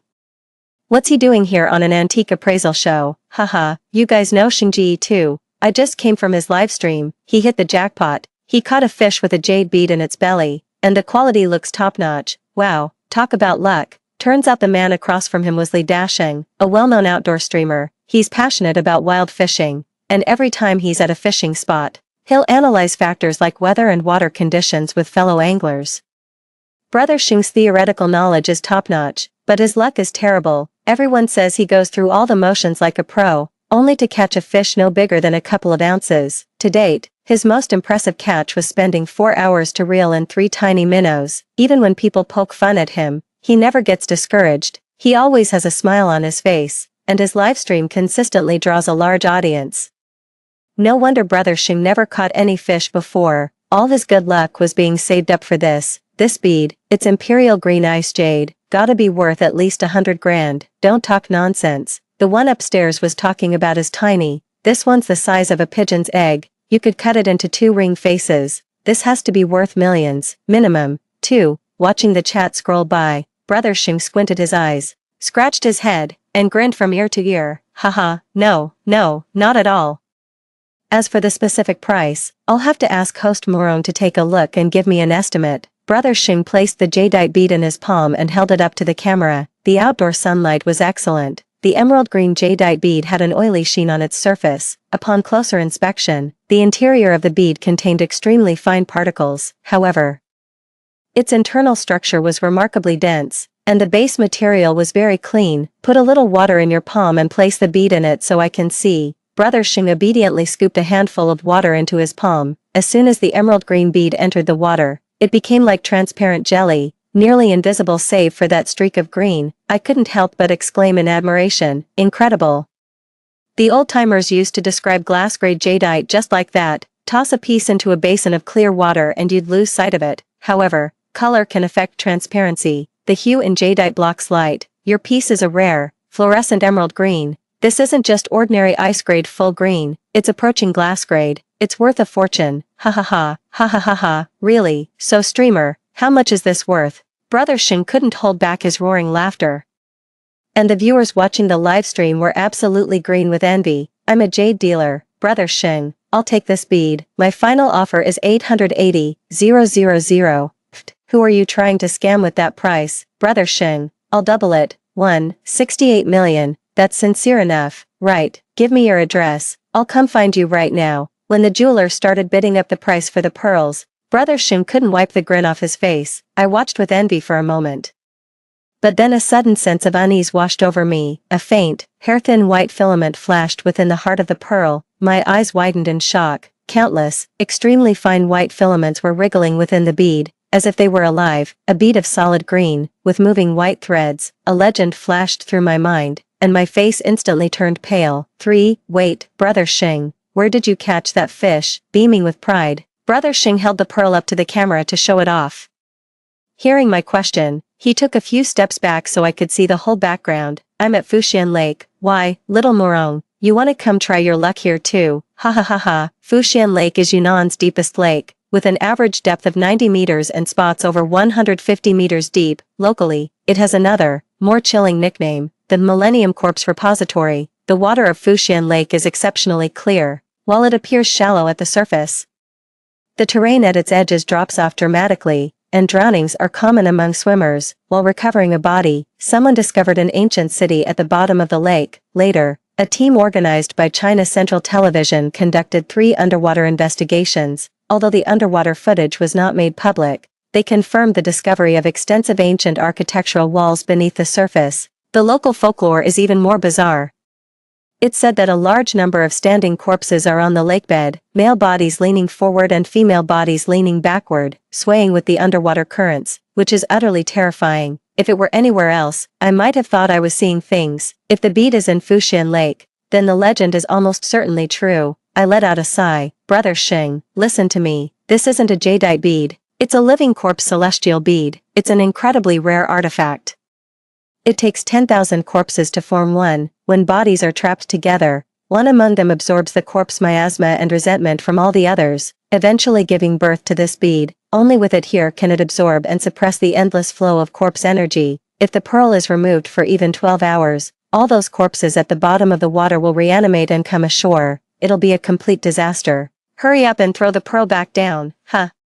The corpse-suppressing heavenly pearl, that sounds terrifying. Brother Xing, throw it back, quick. Yeah, I've seen Norong's past live streams. She's the real deal. You should listen to her. Throw it back now. My veteran fans all urged Brother Xing to throw the pearl back immediately. The smile instantly froze on Brother Xing's face. What the heck? You hear someone quote 1.68 million, and you tell them to throw the pearl in the lake. Are you just jealous, streamer? Yeah. That's so ridiculous. Living corpses. What nonsense. You guys upstairs don't get it. I'm a local. We really do have legends about floating corpses in Fuxian Lake. Seriously, can you imagine this scene with thousands of corpses climbing up? Just thinking about it terrifies me. Money is nothing compared to your life. Are you kidding me? You call 1.68 million nothing. Could you even earn $1 million in your entire lifetime? The barrage of comments erupted into an argument. Brother Xing looked embarrassed, fiddling with the bead in his hand as his gaze darted around. Little sister Morong, you say this is a corpse walker celestial bead. Do you have any other proof? You can't expect me to just throw 1.68 million down the drain based on a single sentence. My face was deadly serious. Do you know why this is called the corpse bringer pearl? It's alive, but anything it touches turns into a corpse. That fish you caught, wasn't it dead? Brother Xing's pupils contracted, and someone in the live chat immediately responded, that's right, I saw the live stream just now. It was definitely a dead fish. Its eyes were rolled back, and half of its gills were rotten. A dead fish hooked perfectly in the mouth. Reel in and get out. That's the rule in your fishing world, right? Every angler knows that a perfect mouth hook means the hook is set right in the center of the fish's upper jaw. If you catch a dead fish, and it's hooked perfectly like that, it means something down there actively hooked the fish for you. It's a bad omen. You need to leave that spot immediately, or something bad will happen. Fine, I won't fish with it then. But that doesn't prove anything, does it? Brother Xing was clearly reluctant to give up the bead. I kept my patience and pressed on. Brother Xing, anything touched by the corpse spawn heavenly bead turns into a corpse. It's not just the fish. If you keep holding it, you won't live to see tomorrow. Look at your palm. Isn't the skin already turning pale and wrinkled? Once the hour of Z passes tonight, you'll be no different from those bloated corpses at the bottom of the water. 5. Brother Xing glanced down at his palm and was startled, but he quickly composed himself again. My hand's been soaking in water this whole time. Isn't it normal for it to get all pruny? Exactly, Brother Xing. Don't even give her the time of day. That streamer's just jealous. Can't stand to see others make money. Look, I'll cut to the chase. A flat offer of 2 million. You're at Fuxian Lake, right? I can fly there in an hour. Wait for me. Brother Xing didn't say a word, but judging by his expression, he was clearly and utterly captivated. I started to panic. You really can't take this bead, Brother Xing. My signal's bad. What did you say? The video is really choppy. The next second, Brother Xing actually cut the live stream. I tried calling back, but no one picked up. I was so pissed I couldn't help but let out a string of curses. We're screwed, Qiaomoyu. Something terrible has happened. Qiaomoyu is my friend, and she's also the sole living heir to the Earthmaster lineage. The term Earthmaster originally referred broadly to feng shui practitioners in ancient times. but later came to specifically denote masters who could read the stars for geomancy. Qianluyu is an expert in astrological divination for locating sites, and she can also exorcise spirits and capture demons. She's the most formidable person I've ever met. At that moment, she was sitting in the courtyard, watching eagerly as my grandfather brought out a huge pot of lamb spine hot pot. Hee, Sect Master Qiao. This meat has been stewing for 2 hours. Smells amazing, doesn't it? Qianluyu sniffed the air and rubbed her hands together in excitement. It smells absolutely divine. Seeing me rush out of the room with a frantic look on my face, Qianluyu's expression changed dramatically. What are you doing? Nothing is going to stop me from eating this lamb spine hot pot. Stop eating. The corpse pearl. There are tens of thousands of floating corpses. We need to book flights to Yunnan immediately. 6. I grabbed Qianluyu's arm, and Grandpa immediately slapped my hand away.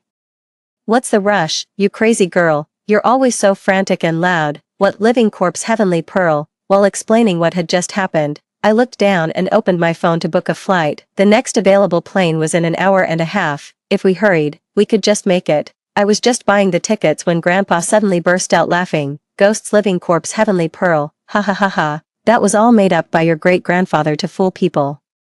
And you're a college student. How can you believe everything you hear? He kept laughing as he patted Qianluyu on the shoulder. Isn't my silly girl hilarious? Ha ha ha ha. Sect Master Qiao. Why aren't you laughing? Qianluyu's face darkened. Guess what, Grandpa? Are you just not a cheerful person by nature? Qianluyu let out a few forced ha chuckles, walked over, picked up the pot of lamb spine hot pot, her face full of anxiety. Hurry up and go. What are you waiting for?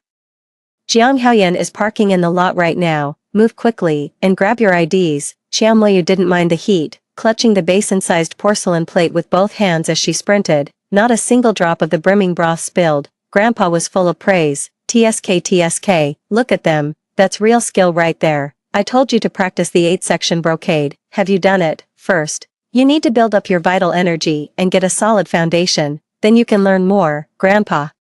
Stop talking already. You go get the ID cards. I'll go pack our bags. I turned and ran upstairs. Grandpa stood there frozen for a few seconds before it finally clicked, and he clapped his hands together. Good heavens. Could that corpse-reviving heavenly pearl actually be real? No way. We have to take the Chankuan mirror. 7. By the time the two of us had packed up and run to the parking lot, Jiang Haoyan had already backed the car out. Over here, Qianluyu rolled down the rear window. Clutching a large porcelain plate in one hand and gnawing on a lamb bone in the other with great relish, I'd been observing the stars at night recently. A 4-star conjunction. Sigh. I didn't expect it to manifest so quickly. I asked curiously, what's a 4-star conjunction? The 4 stars refer to Saturn, the Moon, Venus, and Jupiter gathering together, aligned in a straight line low in the southwestern sky. When these 4 celestial bodies converge, it signifies a great tang, a major omen of calamity. It portends the rise of evil forces, anxiety for the noble-hearted, and the scattering of the base. It is a profoundly inauspicious sign. That's such an ill omen. Sect Master Qiao. Does this mean something bad will happen today? So the corpse pearl is real. I always thought it was just a myth. My grandfather shoved me aside with his hip and hurried to sit next to Qianluyu, leaving me with no choice but to take the passenger seat. The corpse pearl isn't as simple as you think. It's not a pearl at all. It's a corpse. What? Grandfather's eyes widened in shock. For real, right? Where there are 10,000 corpses, a king will arise. One corpse, after absorbing the resentment and baleful energy of all the others, evolves into the legendary corpse king. But now, through a twist of fate, this 10,000 corpses pearl has been born. The king and the pearl were locked in a struggle. And now the corpse king has fused with the pearl itself. While it was underwater, the other corpses supplied it with corpse energy, but they also acted as a suppressant. Now that it's on land, once it regains its true form after midnight, its power will be no less than that of the Ghost Mother. The Ghost Mother. Upon hearing this, Jiang Haoyan, who was driving, immediately stepped on the gas. The car lurched forward, causing Qianluyu to pitch forward, seizing the moment. She deftly extended the porcelain plate in her hands and neatly caught the spilled soup. Impressive skills, Xiaoyu. Look at that. Just look. Grandpa applauded in appreciation from the side, and I couldn't help but ask curiously, is that the legendary Ghost Mother, the one who devours the Japanese devils? Qianluyu didn't answer, intently eating the lamb spine in her hands. Jiang Haoyan clearly had a deep-seated fear of the Ghost Mother. He stepped on the gas again and drove in silence.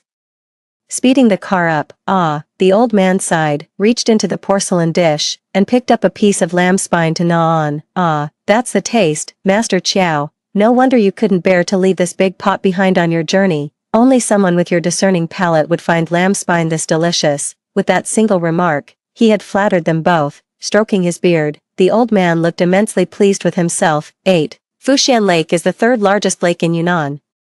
Covering an area of 212 square kilometers, its overall shape resembles a long gourd, and it is situated between the three counties of Qingjiang City, Jiangchuan District, and Huaning County. We only knew that Brother Xing was at Fushan Lake, but we had no idea of the exact location. After we landed in Kunming and the driver asked us where to go, we all just stared at each other, completely stumped. Luckily, I had the screen recording function on during my live stream.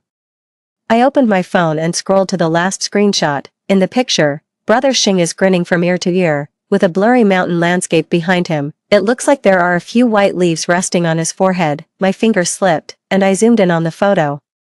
This looks like a windmill, Master. Are there any windmills near Fushan Lake? The driver leaned over to take a look. Oh, that's Mata Mountain, on the southern shore of Fushan Lake. It's quite high up, but the view is nothing special. Tourists usually go to the Ruby Beach in Yushi City. Are you heading there? Honestly, I couldn't be sure Brother Xing was still by the lake. The jeweler said he'd take a 1-hour flight to get here. He arrived before us.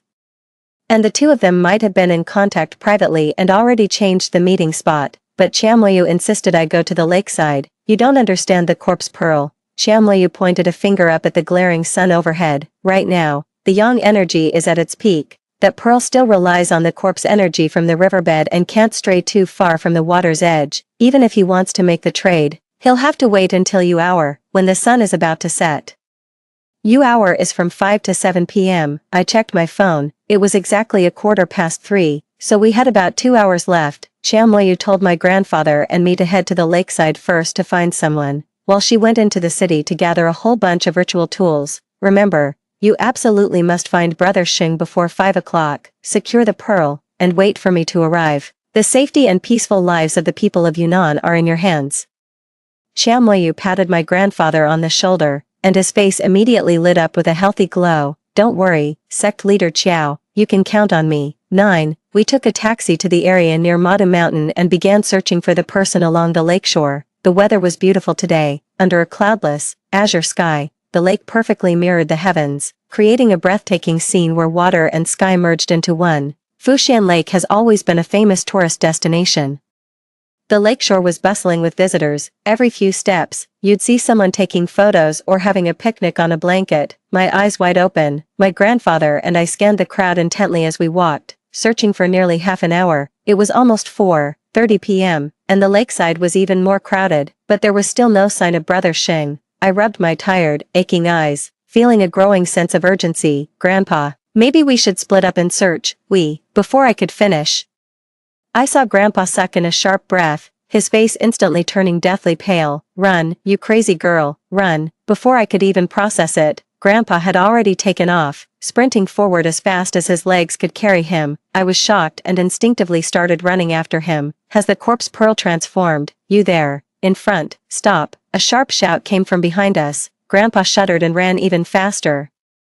I had just turned my head to look when a dark shadow descended from above and slammed into me. Ah, someone slammed into me from behind, sending me sprawling to the ground with a sharp cry of pain. They twisted my arms behind my back and pinned me firmly to the earth. Thankfully, the grass was soft, so the fall wasn't too bad. I turned my head in terror, only to be struck by a mix of shock and absurdity. Officer, this is all a misunderstanding. In that same moment, another young officer in uniform had already caught up and seized the old man. He gave a cold laugh, pressing down on the old man's shoulder. Think you can run? I was a recruited athlete. 10. The young man interrogated the grandfather. I saw you two sneaking around and watching people first thing this morning. What did you steal? The officer behind me was a bit older. He pulled me to my feet, his thick brows furrowed with impatience. Xiao Zhou, don't waste your breath on them. Take them back to the station first. We'll question them there. I panicked. If I got taken to the station, I wouldn't be back for at least an hour. By then, the opportunity would be long gone. Officer, it's a real misunderstanding. We're not thieves. We haven't done anything. My grandpa used to be a grave robber. Back when I was in middle school, the capital suddenly launched a crackdown. targeting antique dealers like him who were moving black market goods. Grandpa lived on edge every day. Sleeping with one eye open, ready to bolt at the slightest sound, he said he wasn't really afraid of going to prison himself. The main thing was that I was still young, and with no other adult in the house. If he got arrested, he had no idea how I'd survive. For all his constant worry and vigilance, he was finally caught while secretly waiting to pick me up from school. After serving a few years, he still couldn't shake the habit of wanting to run at the sight of a police officer. I stamped my foot in frustration, looking at Grandpa with a mix of exasperation and disappointment. Grandpa, I can't believe you. When are you ever going to break this bad habit of yours? You're just holding things up. Only then did Grandpa snap out of it, smacking his own forehead in annoyance. Oh, sorry, force of habit. Ugh, this body of mine is just too quick on the draw. It's so annoying. He put on an ingratiating smile, explained his situation, and then pleaded. We've got things to do, officer. We really can't go to the station. Could you let us off this time, please? My granddaughter is a student at Peking University, the best university in the country. How could she be a thief? Sarya, show them your student ID. I took the document out of my bag. Officer Zhou took it, glanced at it, and his expression softened a little. Brother Zhao, look at this. Brother Zhao's face remained stern and unyielding. So the grave robber's gone legit, has he? Then why are you so jumpy? Who are you trying to fool? You're not here for another shady deal, are you? 11. Brother Zhao waved his hand impatiently. Xiao Zhou, you just graduated from the police academy, so pay attention. Fake student IDs are a dime a dozen. People in this line of work love using these identities to lower people's guard. Don't waste your breath on them. Take them back to the station first. Without another word, he grabbed my arm and pulled me forward. I looked up and saw a police car parked in the distance ahead. Xiao Zhou shrugged. After you, gentlemen. Grandpa offered an apologetic smile and tried to smooth things over with a few kind words, but this Brother Zhao remained completely unmoved. I was getting impatient. Grandpa, what do? We were both pushed forward, watching helplessly as we drifted further from the lakeshore. Suddenly, Grandpa let out a pained ouch, and grabbed Officer Zhao's hand. Ah. I should have known I couldn't hide anything from an officer's sharp eyes. I confess, I really was here to deal in black market goods. My eyes widened in shock. Grandpa, what are you talking about? Officer, I've confessed everything. Does that count as cooperation? The other party is a major tomb raiding gang. They just dug up something valuable today and arranged to meet me here for the deal.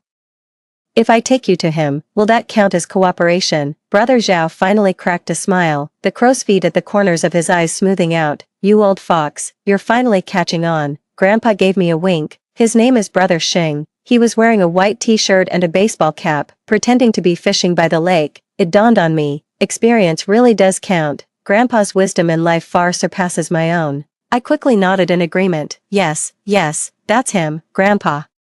But by doing this, aren't you bending the rules? What are we supposed to do next? Grandpa's eyes widened sharply. To hell with the rules of the underworld. He's the one who asked to meet. Are we just supposed to take the fall for it? 12. Our little act worked perfectly. Officer Zhao didn't suspect a thing. Officer Zhou even smacked his own forehead and chimed in. The fisherman. Hey, Zhao, didn't we just pass a guy up ahead? He was arguing with some fat guy. Looked pretty shady. Yeah.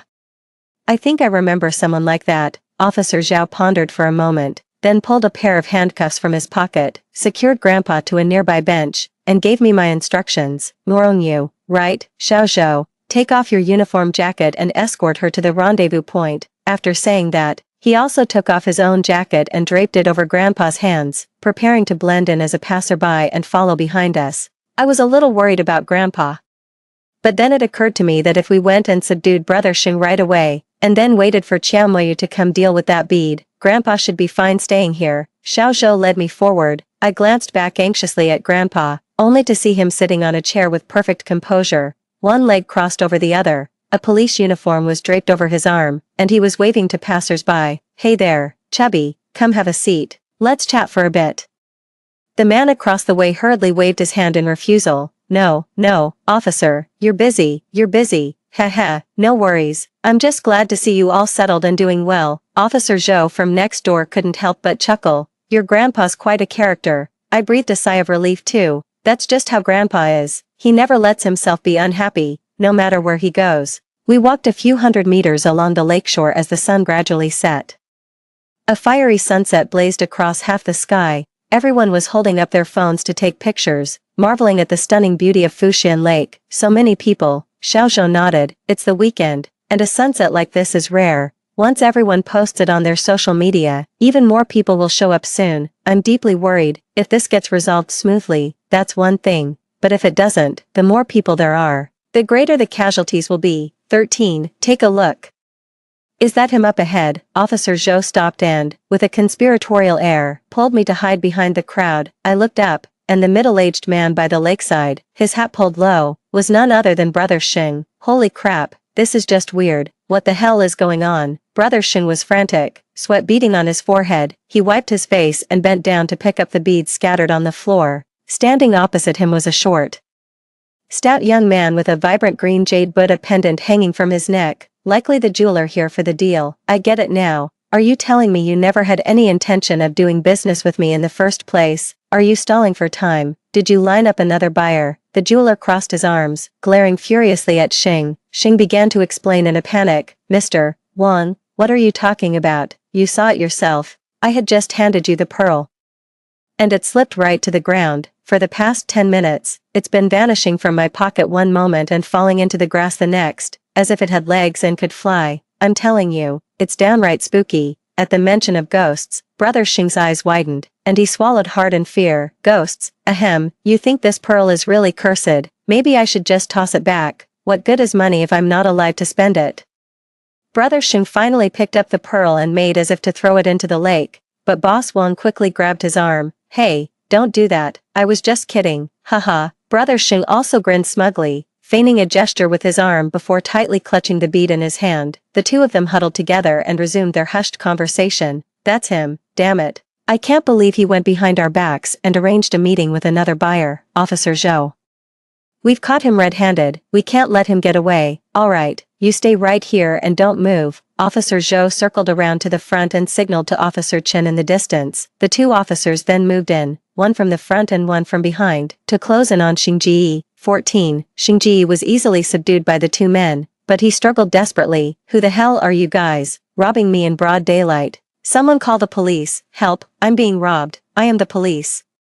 You're the antiquities smuggler here. A thief crying stop thief. Officer Chen slapped the man's face hard with his police ID. The onlookers, seeing this, immediately formed an excited circle around them to watch the drama unfold. I pushed through the crowd and squeezed my way in. Officer, that bead in his hand is the evidence. There's proof inside it. Let me show you. As I spoke, I tried to pry open Brother Xing's clenched fist. He kept his hands balled up tight, ducking behind Officer Chen, the veins at his temples throbbing with rage. Morongyu, it's you. How can someone like you even exist? You're so eaten up with jealousy, you'd actually bring the police here to frame me. Officer, she's setting me up. She's just jealous. Can't stand to see anyone do well. I have proof too. I'll show you the video. Brother Xing was furious, and Boss Wang chimed in with his own grievances. The two of them recounted the whole incident, then pulled out a phone to show Officer Chen the recorded livestream. When he saw me saying it was a corpse demon sky pearl and telling Brother Xing to throw it in the water immediately, Officer Chen's temple twitched violently. Ah, so you're Brother Xing. I just finished watching the stream and was actually looking for you by the lake. Yeah, we've been searching for a good 2 hours. Haha, Brother Xing. Let's have a look at that corpse demon pearl of yours. The onlookers joined in with loud jeers. Officer Chen, finally understanding the situation, put down his phone and shot me a fierce glare. What's wrong with you, young lady? Filing a false police report is a crime. The thought of being tricked by me and my grandpa into coming here to arrest Brother Xing made Officer Chen even more furious. You're coming with me to the police station, right now.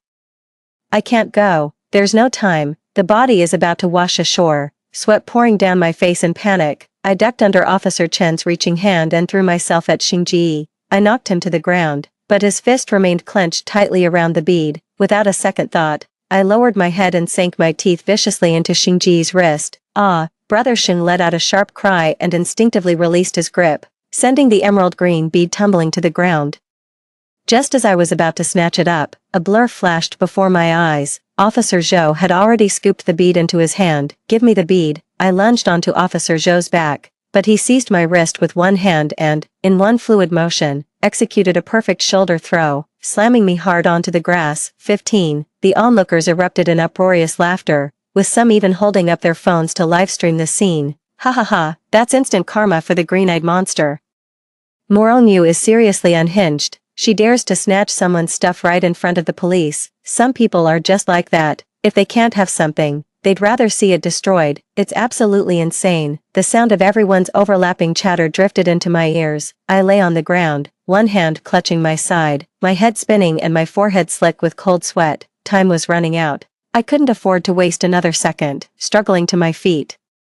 I turned around and pointed a trembling finger toward the lake in horror. Look, there's a body washing ashore. My plan was just to bluff Officer Zhou, to create a distraction so I could snatch the bead back from his hand while everyone was preoccupied, but the next second, I froze in place, my heart pounding wildly, my face instantly draining of all color. In my line of sight, a grayish figure with stiff limbs was slowly crawling out of the water. I looked up at the half-sunken sun. The sky was ablaze with an eerie, blood-red sunset. So it's already 5 o'clock. That was fast. Heh heh heh, little girl, that trick of yours won't work on us. Officer Zhou chuckled, his shoulders shaking. He tightened his grip on the bead in his hand, turned around, and shot a quick glance toward the lakeshore. So what if I looked? Let me see. Hey, wait, who are you? Swimming is strictly forbidden in Fuxian Lake. Officer Zhou's expression was stern as he shouted at the man. The onlookers also began to voice their disapproval. Yeah, who is this guy? No class at all. Look, his clothes are filthy. He's not actually a floating corpse, is he? Ha ha ha ha. I grabbed Officer Zhou's sleeve, making one last desperate effort. That's a real floating corpse. Evacuate the crowd immediately, then throw the bead back into the water. Before Officer Zhou could speak, Officer Chen beside him let out a cold snort. Are you trying to tell us how to do our jobs? 16.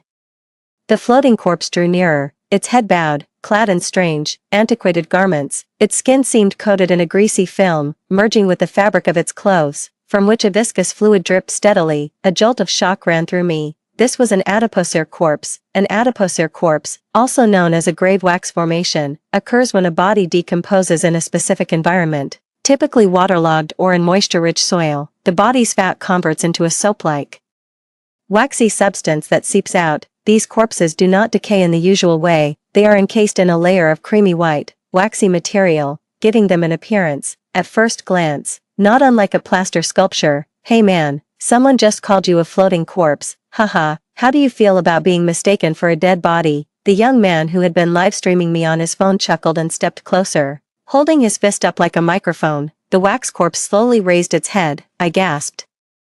A chill running down my spine. It looked as if the flowing water had struck him during the waxification process, melting the features of his face completely out of place. His eyeballs, like those of a lizard, had shifted almost to the sides of his cheeks, while his nose protruded grotesquely from the top of his head, nostrils flaring outward. Most horrifying of all was the mouth, devoid of an upper lip. The entire gum line was exposed. Holy shit.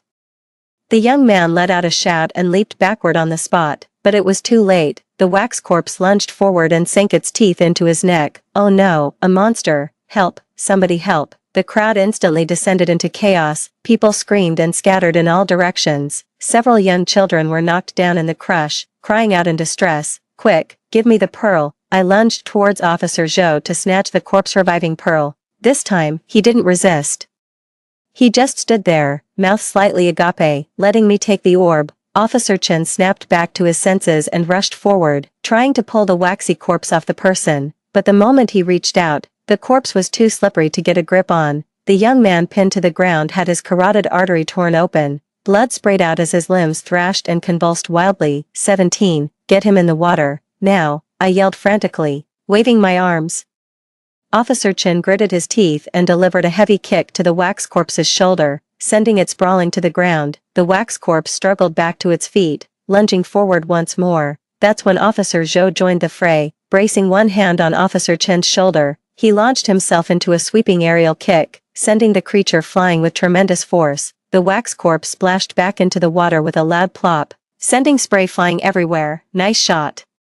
I clapped my hands excitedly, only to realize the pearl was still in my grasp. In a panic, I took a running start, swung my arm high, and sent the pearl sailing through the air in a perfect arc before it plunged into the lake. My 2 million. Brother Shing let out a wail of despair, too afraid to run to the lake's edge to look. He could only stomp his feet on the spot in sheer frustration. Officer, you're my witness. Make her pay me 2 million. Enough. Pay what? Shut your mouth. Officer Chen wiped the cold sweat from his face and looked at me, still shaken. That thing isn't coming back up, is it? Probably not. I was speechless, my jaw hanging slack and unresponsive. On the lake behind Officer Chen, countless bubbles surged to the surface like boiling water, then burst open to reveal gray, humanoid figures within. Gulp, I gulped hard, my feet slowly backing away. Morongyu, not this again. Don't you dare scare me. Officer Chen glanced back swiftly and drew in a sharp, cold breath. Quick, Xiao Zhou, evacuate the crowd first. The two officers remained remarkably dutiful. Even at a moment like this, they didn't think of saving themselves. Instead, they split up and sprinted along the lakeshore in opposite directions, shouting at the top of their lungs for people to get away.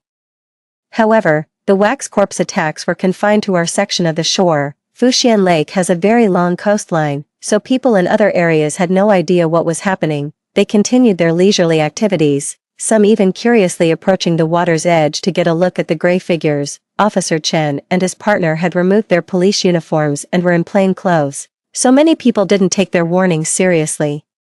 It wasn't until the wax corpses that had come ashore lunged at the crowd, knocking people down and tearing into them one after another, that everyone finally realized the danger. Screams erupted as people fled in all directions, plunging the shoreline into utter chaos. 18. Along the vast shoreline, waxen corpses were emerging from the water one after another. The air was filled with the sounds of struggle and snarling. My palms were clammy with sweat, my forehead beaded with it. We're done for.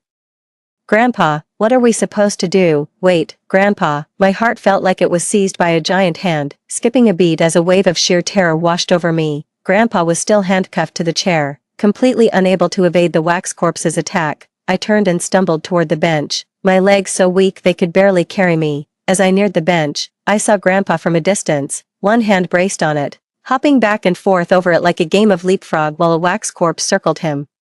Grandpa, I sprinted over. Grandpa turned his head, his face lighting up with relief. He pushed off the chair and jumped again, narrowly dodging the wax corpse's attack. He was gasping for air, his chest heaving violently. Huff, you crazy girl. Puff, where's the key? I stopped in my tracks and said awkwardly, I didn't bring it. Useless. Then what are you here for? To collect my corpse. I might as well have given birth to a wooden club instead of you. Grandfather was furious. I looked around, spotted an overturned folding chair, rushed over, and smashed it down hard on the wax corpse. But this wax corpse was different from the others. I smashed it with all my might, yet it showed no reaction. Instead, its eyes turned blood red, and it let out a furious roar as it lunged at me. I turned and ran. After a few steps, a copper coin came flying straight at me. Get down. The coin embedded itself in the wax corpse's forehead, and the creature collapsed to the ground with a heavy thud. Overwhelmed with relief, I rushed over and threw my arms around Xiaomoyu's arm. Oh, thank heavens, you're finally back. What happened? You couldn't find Brother Sheng. 19. Xiaomoyu walked over, casually pulled out a piece of wire to pick the lock for the old man. After I explained the situation to her, her face stiffened. Oh no, it's too late to throw the orb back now. Once the hour of the rooster arrives, Yang wanes and Yin waxes, the Yin energy grows, and without the orb to absorb the corpse chi, those wax corpses are beyond control. The orb has been baking in the sun for too long. It can't generate enough Yin energy in time to restrain the corpses. She unlocked the handcuffs, formed a hand seal with both hands, and muttered to herself, the rooster hour belongs to Yin metal. Metal governs slaughter. Yang fire overcomes metal. Got it. I'll set up a Shurgen array. Place the pearl at the focal point to rapidly channel its Yin energy. You go into the water and retrieve it. My eyes widened. What? Xiaomoyu explained patiently. The trigram gen represents a great mountain. The dispelling gen formation is an array designed to dissipate the power of the malevolent spirits within the mountain. I'll locate the formation's focal point and use a Yin drawing technique to extract the subterranean Yin energy, concentrating it at that spot. The pearl will activate very quickly. I waved my hands dismissively, my face a mask of terror. You want me to go into the water and retrieve the pearl? Exactly. That pearl has passed through your hands. It has a prior connection to you. If you enter the water and follow your inner sense, you'll be able to find it. Enough talk. Good thing I had the foresight to bring everything we need. I'll have Jiang Haoyan bring over the diving gear. You get ready. Grandpa stood by, hesitating to speak. Sect Master Qiao. Our Yaya can't do it. Xiaomoyu's eyes widened in a glare. So, you'll go with her. Ahem. Don't you worry, girl. Going down there is a perfect chance to toughen up. I've done the math for you. You'll live to be 80. This old man. though. No can do. These old bones would fall apart the moment they hit the water. I was on the verge of tears. I really didn't want to go into the water. Yet I couldn't shake the feeling that I was partly to blame for how things had turned out. Biting my lip, my whole body stiff, I mechanically started putting on the diving gear. Xiaomoyu was bustling about, a peachwood sword in one hand and a bunch of command flags in the other, clearing away the wax-coated corpses while snatching moments to set up a formation. 20. Shallow water is clear, deep water is green. At the shore of Fushan Lake, the water is so transparent you can see the pebbles at the bottom, yet, just a meter or two further out, the color shifts abruptly, transforming into a jewel-like shade of blue-green. Fully geared up, I plunged into the water. The wetsuit shielded me from the lake's icy chill, but a creeping cold still seeped through the fabric. I descended a few meters, and with each passing moment, the cold intensified until my body began to shiver uncontrollably. At this depth, there was still some light reaching the bottom, but the further down I went, the more profound the darkness became, a pitch-black abyss that felt like it was hiding some nameless, lurking beast. I suppressed the fear in my heart, trying my best to calm myself. I closed my eyes and focused on sensing the connection with that bead. Soon, I faintly heard a gentle woman's voice calling to me from the distance. Morongyu, come here. I took a deep breath and swam toward the direction of the voice. I dove deep, and the world around me was quickly swallowed by darkness. I had to rely on the searchlight on my head to illuminate just a small patch of the abyss ahead. Scattered massive boulders came into view. Not far off, a towering platform rose from the seabed, majestic as a pyramid. Though its top was flat, it seems the local legends were true. There really was an ancient city lying at the bottom of these waters. I circled halfway around the platform, trying to sense the location of the pearl, when a white shadow flickered at the edge of my vision. My heart skipped a beat. I whipped my head around to look, but the water below was an inky black void, empty of everything. It was as if what I had just seen was merely a trick of my mind. It's fine, I told myself. The floating corpse is already ashore. The water is safe. I kept repeating this reassurance as I continued circling the platform.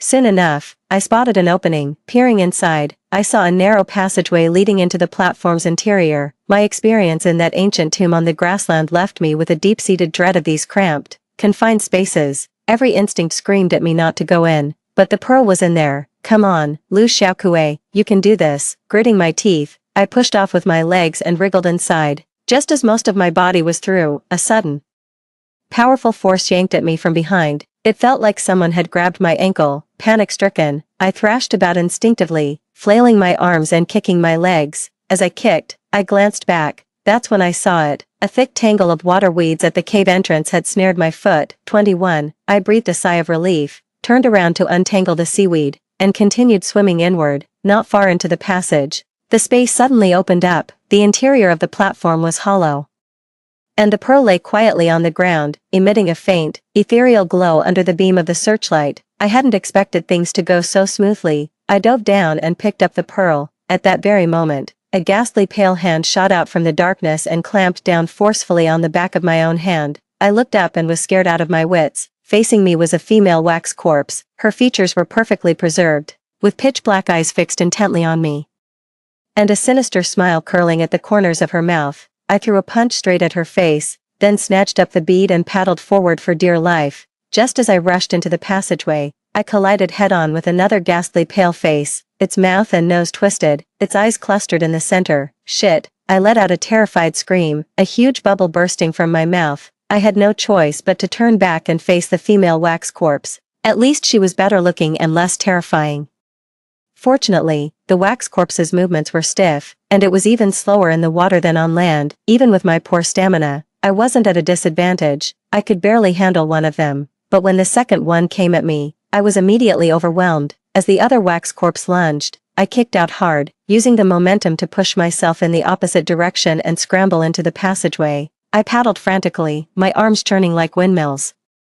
The passage wasn't long. I should have been out by now. Yet no matter how far I swam, the narrow corridor just stretched on endlessly ahead. It finally dawned on me, belatedly, that I must have taken a wrong turn. This tower clearly had more than one exit. The passageway curved ahead, and to the left, I was surprised to find a stone chamber. It wasn't large, maybe a dozen square meters. I swam inside, swept the beam of my searchlight around, and my heart instantly seized with terror.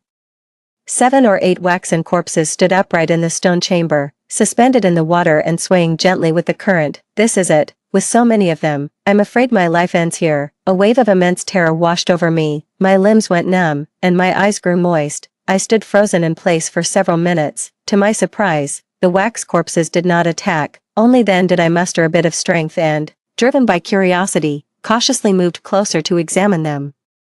As I moved closer and shone my light, I realized these wax corpses were different from the ones on the shore. Most of their flesh had been gnawed away, leaving only stark white bones behind. Some were missing arms or legs, their limbs incomplete. What could have done this? The thought flashed through my mind, and I cursed inwardly. Could there be piranhas down here? I immediately turned and swam for the exit, but it was too late. A massive dark shadow shot out from the darkness and slammed headlong into my calf. 22. A sharp pain shot through my calf. I looked down to see a chunk of flesh torn from my leg. A strange, jet-black fish, about a meter long, was staring me down, with its wide lips and two long barbels. It was a massive catfish. Catfish are carnivorous and aggressive, having fed on so many corpses here. This one had clearly set its sights on me as its next meal. A surge of rage washed over me. I couldn't handle Chamoyu. I couldn't handle the wax corpse, and now even a damn fish was picking on me. I reached down to my thigh and felt the dagger I'd strapped there for protection before diving in. As the catfish charged again, I twisted my body and thrust the blade down with all my might. Of course, I missed. Instead, its tail whipped around and slammed into the small of my back with such force that my entire spine went numb. Pain and fury boiled over. I lost my temper completely.